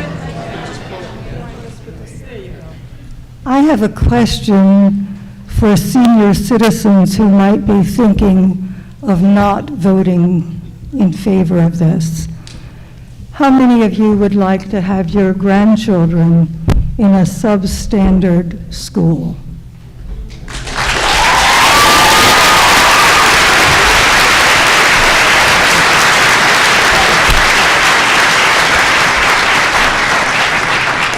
Yes, Hello ma'am. again. Jessica Hassel, Footsburg, 246 Palm Street. I'm here in voice of a lot of the people that are here, a lot of the parents and family and friends. I moved to Millis in 2016. I was pregnant with my son, who's now in 4th grade. We're very happy we're going to have a new school. We're like looking forward for the school system because they have the Spanish immersion program. Very happy about it.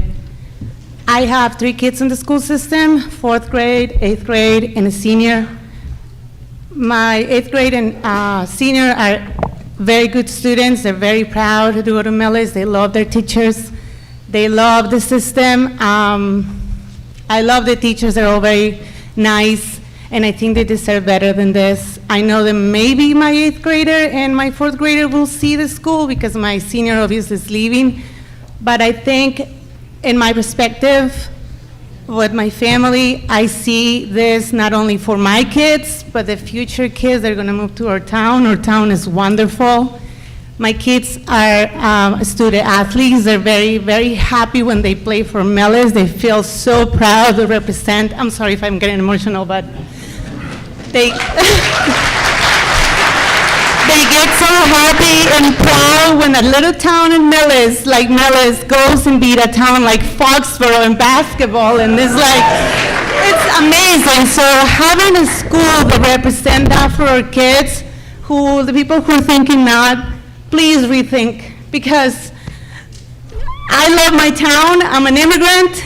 I moved here.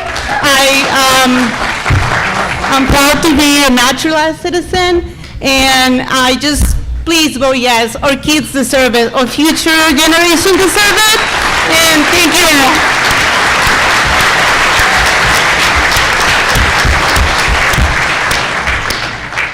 Yes, sir. Yeah, Bob Maloof, 12 Helen Lane. I am also from Glen Ellen, and I am a friend of Stan's. Unfortunately, we disagree on this.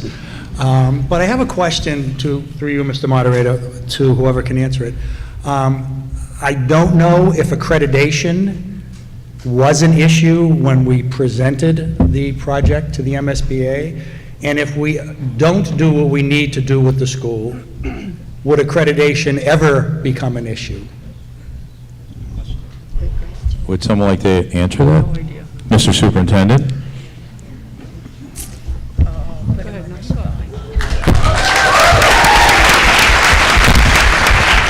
Thank you, Mr. Moderator.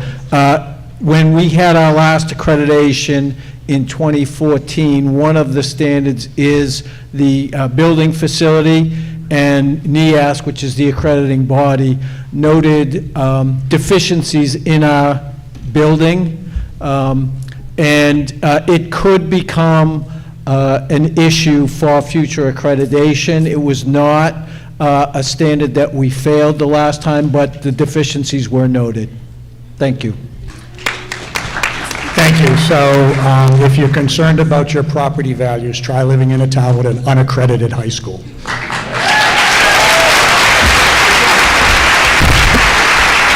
Yes, sir. Yes, sir.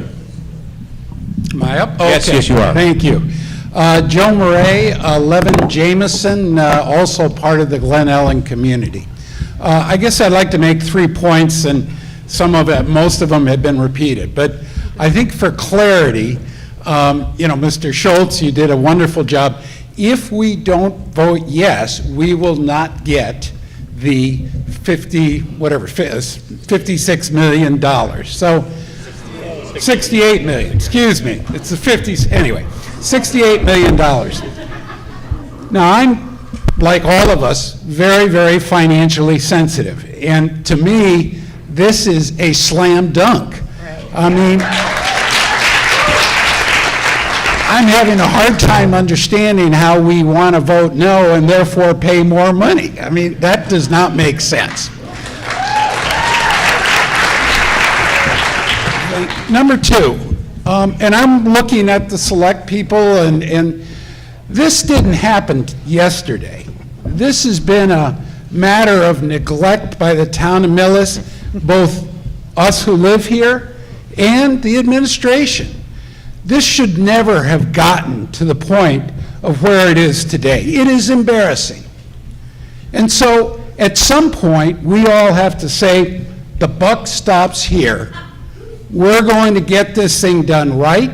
We're going to be Millis proud, and we're going to move ahead with getting this thing done.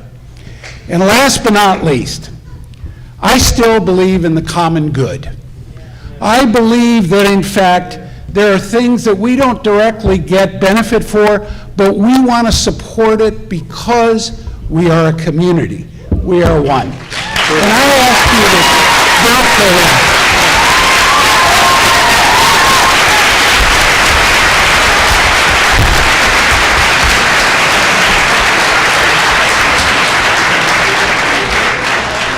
Mr. Moderator, move the question. Let's hold this thing without I just, Ms. Rosenfield. Is this working? I just want to say a couple of things. Number one, there's been a lot of debate about the lapse from previous board members to let it get this far. First of all, it's 66 years old. I'm 70, and I let media get this far. So shit happens, and what it is. I really believe in my heart, and I truly believe this, that people do the best they can with the information they have at the time and the resources they have. We didn't have the resources 10, 15, 20 years ago. End of story. We did as best as we could, spreading thin everywhere it needed to be. Number two, the building has fantastic bones, and so much so that it's being renovated. If it was such a disaster, then the MSBA would make us tear it down like they did with the Clyde Brown. So it hasn't been completely overlooked. But my biggest point is I want to kick the can down the road and talk about what Mr. Yablonsky said, that we just don't, we'll vote no on all these future overrides. We just let it fall into disrepair. Okay, we let it fall into disrepair. What's going to happen? People are not going to move to Millis because they're coming here for the schools. The town gets its identity from the school. I don't know, people don't like to admit that, but it is what it is. The town is only as good as its schools. End of story. We have 2 schools, people. Medfield's got 8. Westwood's got 10. These towns around us, we have 2 schools, and you want to let one of them go. You want to put everybody over in Clyde Brown? It's like it was when my mother was in school, mother and father. Everybody went to this building. I went to this building. Is that what we want to do? We'll throw us all out, and we'll bring us back here. 2 schools. We need to understand, if you let it go, and we start taking from departments, the roads are going to go. PFAS, but we're putting millions of dollars towards, so we have good drinking water. These are the things that make Millis so good. We are so compliant with these state regs that we get a new one every day. But we do it. But we do it with what we have. If this town goes down, people will not come here. If they don't come here, your value of your home goes down. What's going to happen? Well, Craig said you have to meet the levy, so the tax rate's going to double. Your value goes in half, the tax rate doubles. You're going to pay the $45 million budget. If your property value goes down from 600 to 300, okay, you're going to die here. Your kids aren't going to be happy. Everything's going to go down. Everything.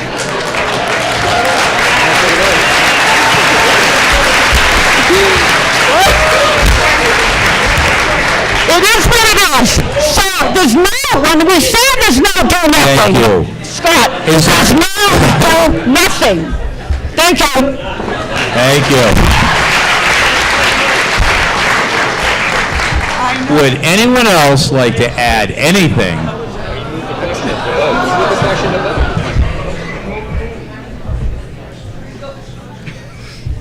This is a 2/3 majority vote.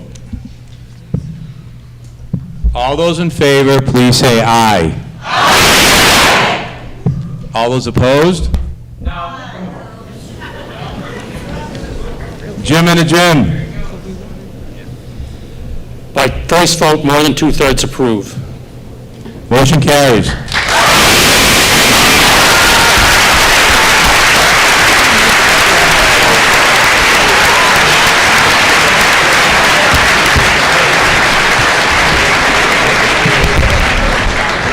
I declare that's a 2/3 vote. Article 7. Go ahead, Eric. Mr. Moderator. Yes, sir.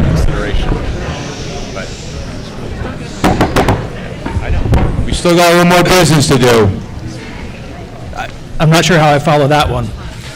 But Article 7, I move that the town vote to transfer from free cash the sum of $140,404 and transfer from sewer enterprise reserves the sum of $22,592 and transfer from water enterprise reserves the sum of $22,592 and transfer from stormwater enterprise reserves the sum of $22,592 for a total sum of $208,180 to fund the following capital items. For the fire department, gas meters at a cost of $30,410. For the planning board, general code software for a cost of $16,500. For the DPW, downtown light poles for a cost of $70,900. And for the DPW, a Chevy 3500 dump truck with plow for a cost of $90,370, for a total of $208,180,000. This requires a majority vote. Second. Motion been made and seconded. Any further discussion? Mr. Moderator. Yes, sir. I want to discuss each capital request briefly. The gas meters for the fire department are not utilization meters. These are safety meters that our firefighters wear while responding to emergencies. These meters detect hazardous levels of dangerous gases and are required safety equipment. The existing meters have reached their end of life and are due for replacement. There is currently a state earmark for the funds to replace these meters, but those funds have not yet been released. If those funds are released in time, then the $30,410 will remain with the town. The general code software will create a searchable online versions of our zoning bylaws, town bylaws, and home rule charter, making these documents easier for the public to use and for town administrators to update. More significantly, general code subject matter experts will review these documents to eliminate errors and discrepancies that could make enforcement challenging and open the town to lawsuits. In the event a lawsuit does occur, the liability will fall on general code, not on the town. So this software will make crucial documents more accessible, improve critical workflows, and reduce town liability.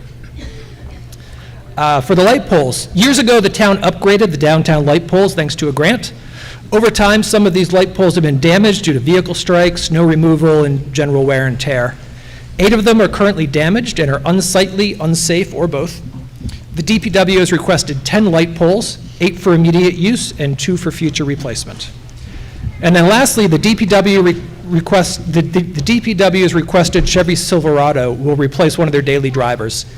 The existing vehicle is high mileage. It's already 2 years past when we were planning to replace it, and the cost of repairs makes replacing the truck a more prudent option.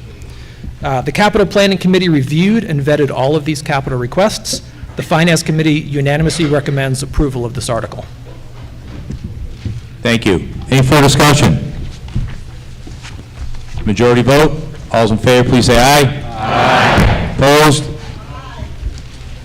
John? The motion carries unanimously.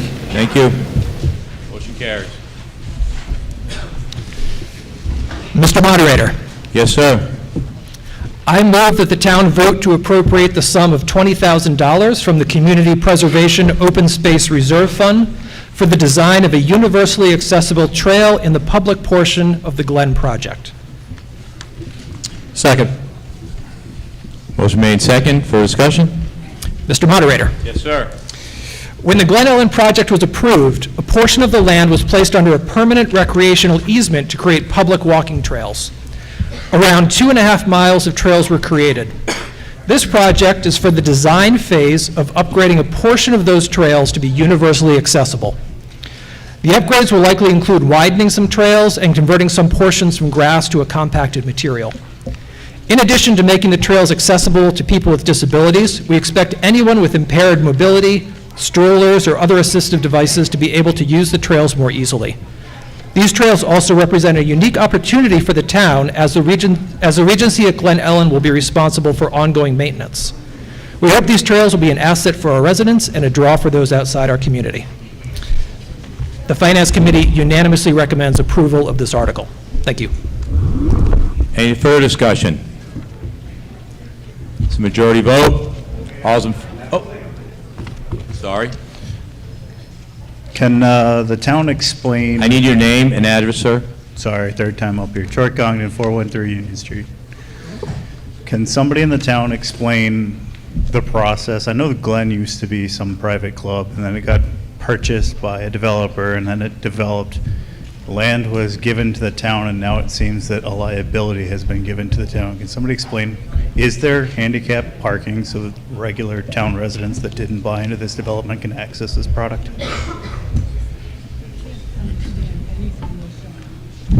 Can you hear me? Richard Nichols, 47 Grove Street. I'm the chairman of the planning board also.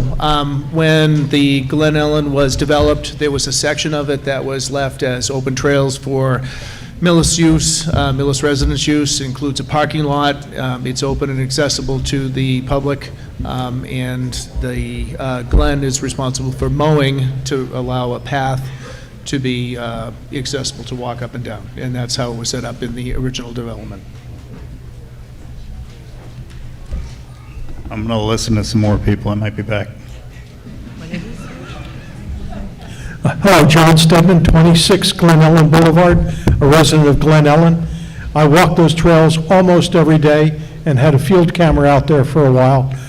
More than half the people that use them are non-RGE residents.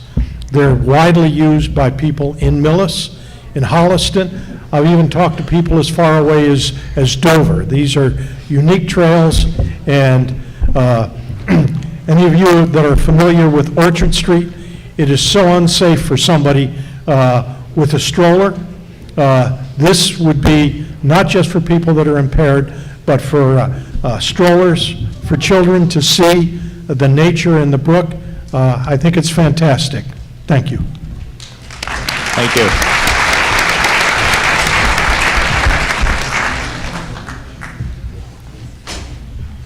Hi, Sharon Locke, 27 Island Road. For my work life, I serve on the executive board of the Massachusetts Recreation and Park Association, and I recently was at the national conference in Orlando, Florida, and accessible trails are coming. They're a huge hot button topic. They are a very big deal around the rest of the country. Massachusetts is usually behind when it comes to conservation and recreation. And they're happening. And with our own state legislature right now, there are actually two bills that are being presented with the 194th Congress, and those are to bring accessible trails to Massachusetts. So I think it's very exciting that Millis can kind of be at the forefront of this. There are so many benefits to it, to allow people of all abilities to enjoy the trail system in Millis. So I would urge you to vote yes on this. Thank you. Any further discussion? It's a majority vote. All's in favor, please say aye. Aye. Opposed? Aye. Jim and the Jim?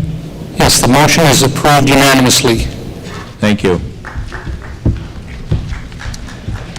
Mr. Moderator, Yes, sir.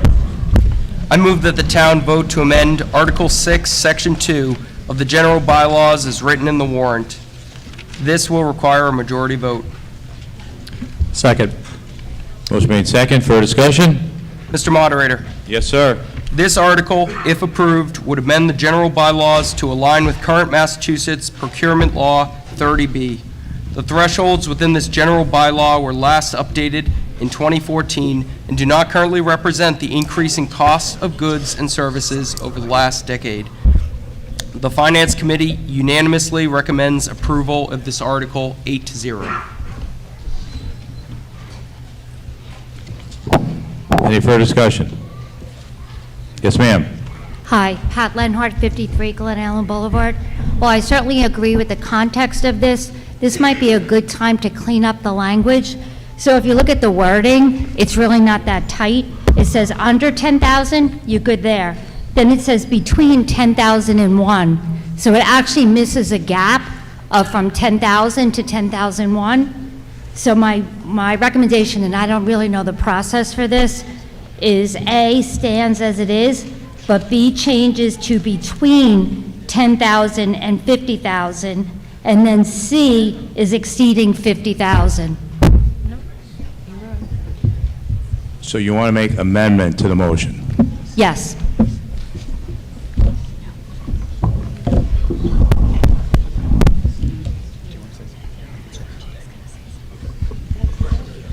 There has been an amendment to the motion. Second. And seconded. So we're going to discuss the amendment to the motion, which is, if I get this right, under B, it'll change from $10,001 to $10,000 to $50,000. And under C, it would change, we'll just go to 50,000, is that correct? No, greater than 50,000, not greater than 50,001. Greater than 50,000. Okay. Is there any further discussion on the motion to change? Yes, sir. Steve Ryder, Irving Street. I'm trying to understand the math on this. Since 2014, the consumer price index has been up 38.1%, so that $3,000 would be $4,143 today. That $10,000 would be $13,810, and the $50,000 would be a higher number as well. How do we go from a 38% increase to 300 to 500% increase? I can tell you, and I say this is certified procurement state, these are the state numbers. So all they're doing right now is changing the old Millis bylaw to match the state. Okay, so this is complying with what the state has set, not This what is what the Millis is state has asking for. had, I think, since 2019, I believe. Okay, thank you.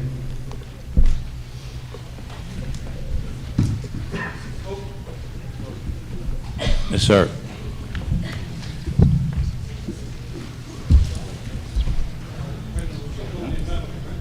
Yes. Yeah. We're on the amendment. Any further discussion on the amendment? So we're going to vote just on the amendment. All those in favor of the amendment, please say aye. Aye. All those opposed? So amendment carries. Jim. Mr. Moderator? Yes, sir. Jim? Passes by voice vote in the gymnasium. Thank you. So now we're discussing the motion. Yes, sir? Yeah, Mr. Moderator, is this still... Can you give me your name and Jim address? Angelo, 34 Lavender Street. I figured everybody knew by now. I know you. I just want to make sure everybody else does. Is there still a bid process? Like, do they have to get 3 bids? Or are they just awarding contracts to anybody they want? This is not changing the bidding procurement laws of the state that the town falls under. Yes. Would you like to add anything, Mr. Jasinski? Thank you, Mr. Moderator. This does not change the procurement laws. We cannot override the state's procurement laws. This is simply adjusting the town's bylaw, requiring or setting who actually gets to approve different contracts at different levels. This is, again, as was mentioned, this is in line with the state. We're basically bringing this up for operational efficiency and to bring it in line with the state procurement thresholds. Thank you. Any further discussion? All those in favor, please say aye. Aye. Opposed? Jim? And carries unanimously. Thank you. Motion carries. Mr. Moderator, Yes, sir. I move that the town vote to amend Article 11, Section 2 of the general bylaws as written in the warrant. Second. Motion been made second. Further discussion? Mr. Moderator, Yes, sir. this article seeks to bring the fines which the town may enforce against an owner of a dog that violates the provisions of Article 11, Section 2 of the Town of Millis bylaws in line with state-mandated minimum fines for such violations. No, it is Article 10. It's Article 11 he's modifying. We're discussing Article 11 of the bylaws. Of the bylaw. Article 11 of the bylaws. Bylaws, yes. Sorry The about Finance Committee approved this article by unanimous vote. It does require a majority vote. Is there any further discussion? It's a majority vote? Oh, yes, sir. So, Name and address. yeah, we're getting there. Troy Congdon, 413 Union Street. Can't understand you. Yeah. Mr. Moderator, point of order, could he speak up? I haven't heard anything that he's really said tonight, and I'm right here in the front. You want it higher or you want me louder?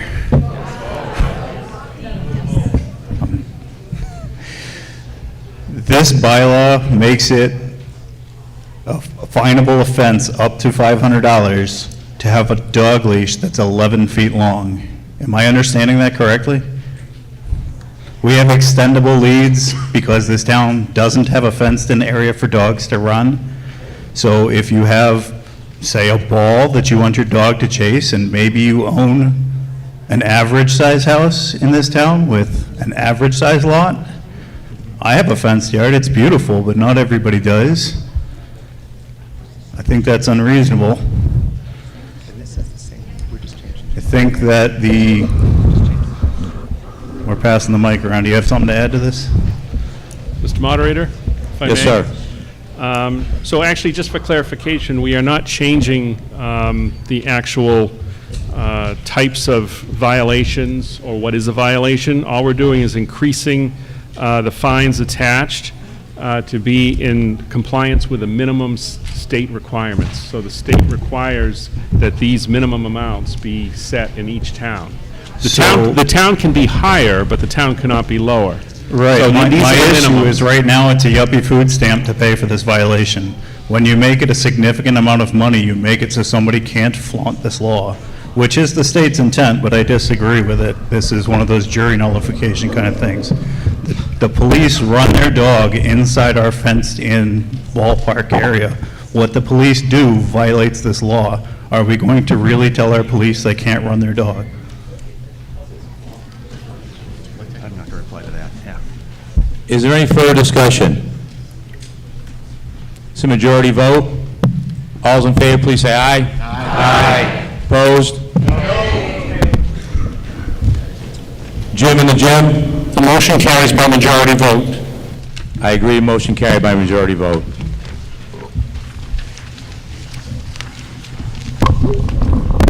Article 11. Mr. Moderator, Yes, ma'am.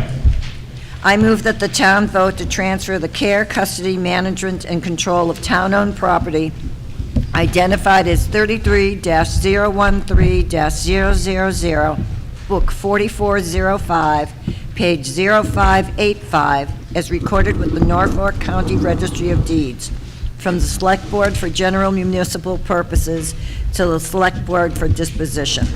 A two-thirds vote is required. Second. Motion made second for discussion. The town voted at the 2025 spring town meeting to sell or auction off parcels that the town deemed to not have any potential use for the town. This is an additional parcel of land that the town has determined to not have any future potential use for the town. Parcels that have been so identified should be declared as surplus and should be disposed of whenever possible in order to put this property back on the tax roll, usually purchased by abutters who would like to expand the size of their property. If this article is approved, the parcel will be put up for sale or auction in accordance to state law to get the widest net. The Finance Committee recommends this article 8-0. This was submitted by the Select Board. Thank you. Any further discussion?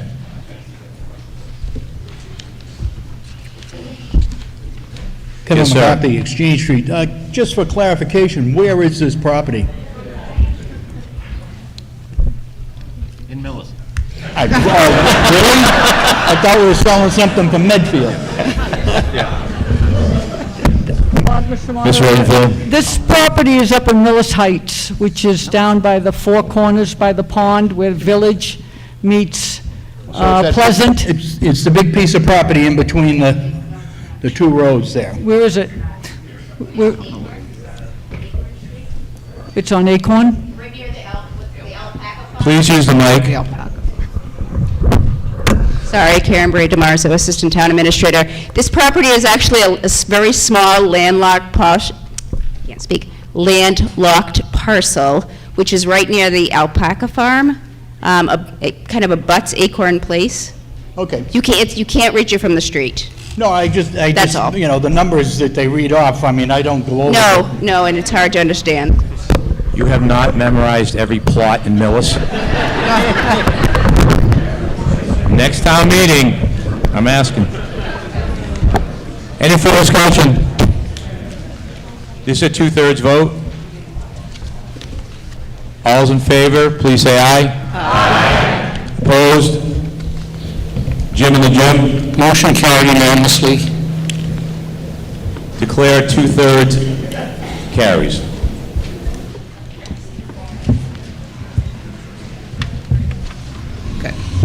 Mr. Moderator. Yes, ma'am. Article 12. I move that the town vote to amend the Town of Millis zoning bylaw, Section 3C, Establishment of Zoning District Zoning Map, in order to amend the Town of Millis zoning map accordingly, as shown in the warrant, to be in compliance with updated 2025 FEMA flood insurance rate maps or firms, and there is a picture in the warrant. This requires a 2/3 vote. Second. Further discussion? Mr. Moderator. Yes, ma'am. This article, if passed, would amend the Town of Millis zoning maps to incorporate the updated flood insurance rate maps to bring the bylaws in compliance with federal and state laws. Failure by the town to pass this could impact residents' abilities to get mortgages, refinancing, and insurance. The Finance Committee recommended a yes vote for this article, 8-0, and it was submitted by the Planning Board. Thank you. Any further discussions? Once again, it's a 2/3 majority vote. All's in favor, please say aye. Aye. Opposed? Jim? Motion carried unanimously. I declare the 2/3 vote carries. Article 13. Mr. Moderator. Yes, ma'am. I move that the town vote to amend the Millis zoning bylaws as most recently amended by amending Section 5, Use Regulations H, with respect to accessory dwelling units as written in the warrant. This article requires a majority vote. Second. Motion been second. Further discussion? Mr. Moderator. Yes, ma'am. ADUs were sanctioned by law by the Commonwealth of Massachusetts last year. Millis residents approved an amendment to our town bylaws to allow ADUs at the May 5th, 2025 town meeting. However, the State Attorney General's office subsequently provided feedback that our bylaw amendments were too restrictive. The state views ADUs as helping to provide more housing options, promote affordable housing, and give homeowners more flexibility in using their properties.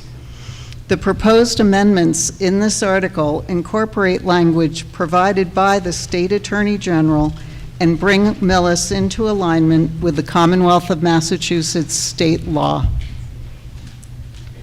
Thank you. Any further discussion? Majority vote. All's in favor, please say aye. You gotta be quick, ma'am. Sorry, my apologies. I almost missed you. Elizabeth Gordon, 32 Pollard Drive. Does this mean that you no longer have to be blood relatives to live in the same dwelling? Could you repeat the question? Does this mean that you no longer have to be blood relatives to live in the same dwelling? Yes. Okay. And then your parking, it says that you have to have, like, you can't be tandem next to each other. How are you supposed to park in the same place? Unless you park on the street, and then you can't park on the street between April and, what is it, November to April? So where are they supposed to park? Mr. Nichols. So, Richard Nichols, 47 Grove Street. I'm the chairman of the planning board. That was the information that came back from the state. We had done it where there was, had specific language on parking, and basically the state came back and said, you can't do that. So that's what their direction was, and that's why it's in front of you guys tonight. And Nicole may follow up on that. Ms. Riley. Nicole Riley, 258 Village Street, Millis, Planning Board. Sorry, I was reading something. The tandem parking is front to back. The state will not allow us. We had said the parking could not be front to back, so you couldn't park end to end. We wanted to require it to be side by side. The state said we couldn't put that limit on it. With regards to the family requirement, previous to this amendment last spring, we had a family unit bylaw, accessory family unit bylaw, which allowed for a basement over a garage to be created into an apartment. And as the question was, there was a requirement that it had to be a relative, not necessarily blood relative. It could be basically your immediate family, a child, an in-law. That is no longer allowable under the new state statute. There can't be a family limitation. So the AD, the new accessory dwelling unit bylaw, does allow this to be used for anyone. So you could, in effect, build an ADU on your property and rent it out to whomever you choose. That actually is part of what passed in May and was approved by the Attorney General's office. Thank you. Any further discussion? Once again, majority vote. All those in favor, please say aye. Aye. Opposed? Jim?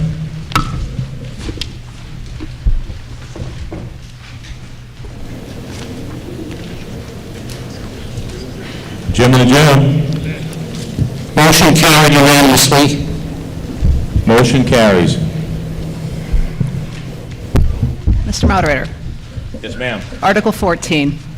I move that the town vote to transfer from free cash the sum of $59,000 to fund a state-required total asset valuation recertification for the town of Millis. This requires a majority vote. Second. Motion made second. Any further discussion? Mr. Moderator, Yes, ma'am. this article, if passed, would appropriate funding to pay for a state-required recertification of the total value of the valuation of the assets within the town of Millis. It's basically to ensure that the town assessor is assessing at full and fair cash valuation. This article was submitted by the Board of Assessors, and the Finance Committee recommended a yes vote for it, 8-0. Thank you. Any further discussion? It's a majority vote. All those in favor, please say aye. Aye. Opposed? Jim? Jim. Motion carried unanimously. Motion carries. Mr. Moderator. Yes, sir. Article 15. I move that the town vote to transfer from free cash the sum of $8,200 to fund an actuarial study of the OPEB trust fund account. This article requires a majority vote to pass. Second. Motion made second. For discussion? Mr. Moderator.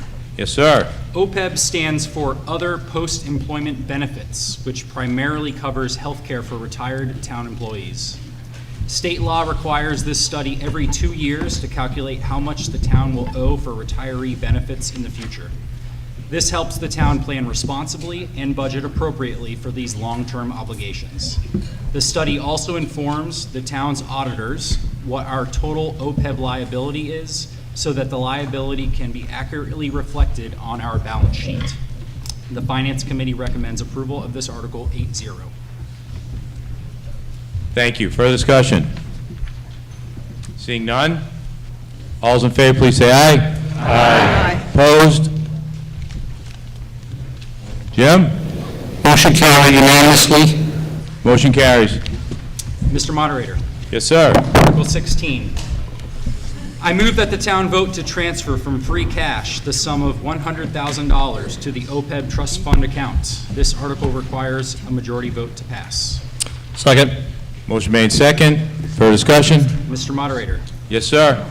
This proposed transfer is the town's annual contribution to the OPEB trust fund, helping contribute to our long-term obligation for retiree benefits. Consistent annual funding demonstrates sound financial management and improves our bond rating for when the town needs to borrow. The Finance Committee recommends approval of this Article 8-0. Thank you. Any further discussion? It's a majority vote. All's in favor, please say aye. Aye. Opposed?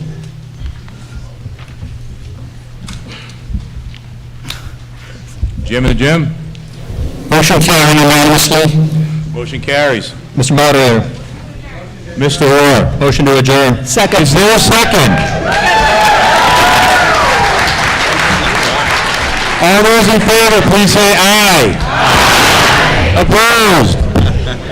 Thank you again. Don't forget, December 8th. Go ahead and vote.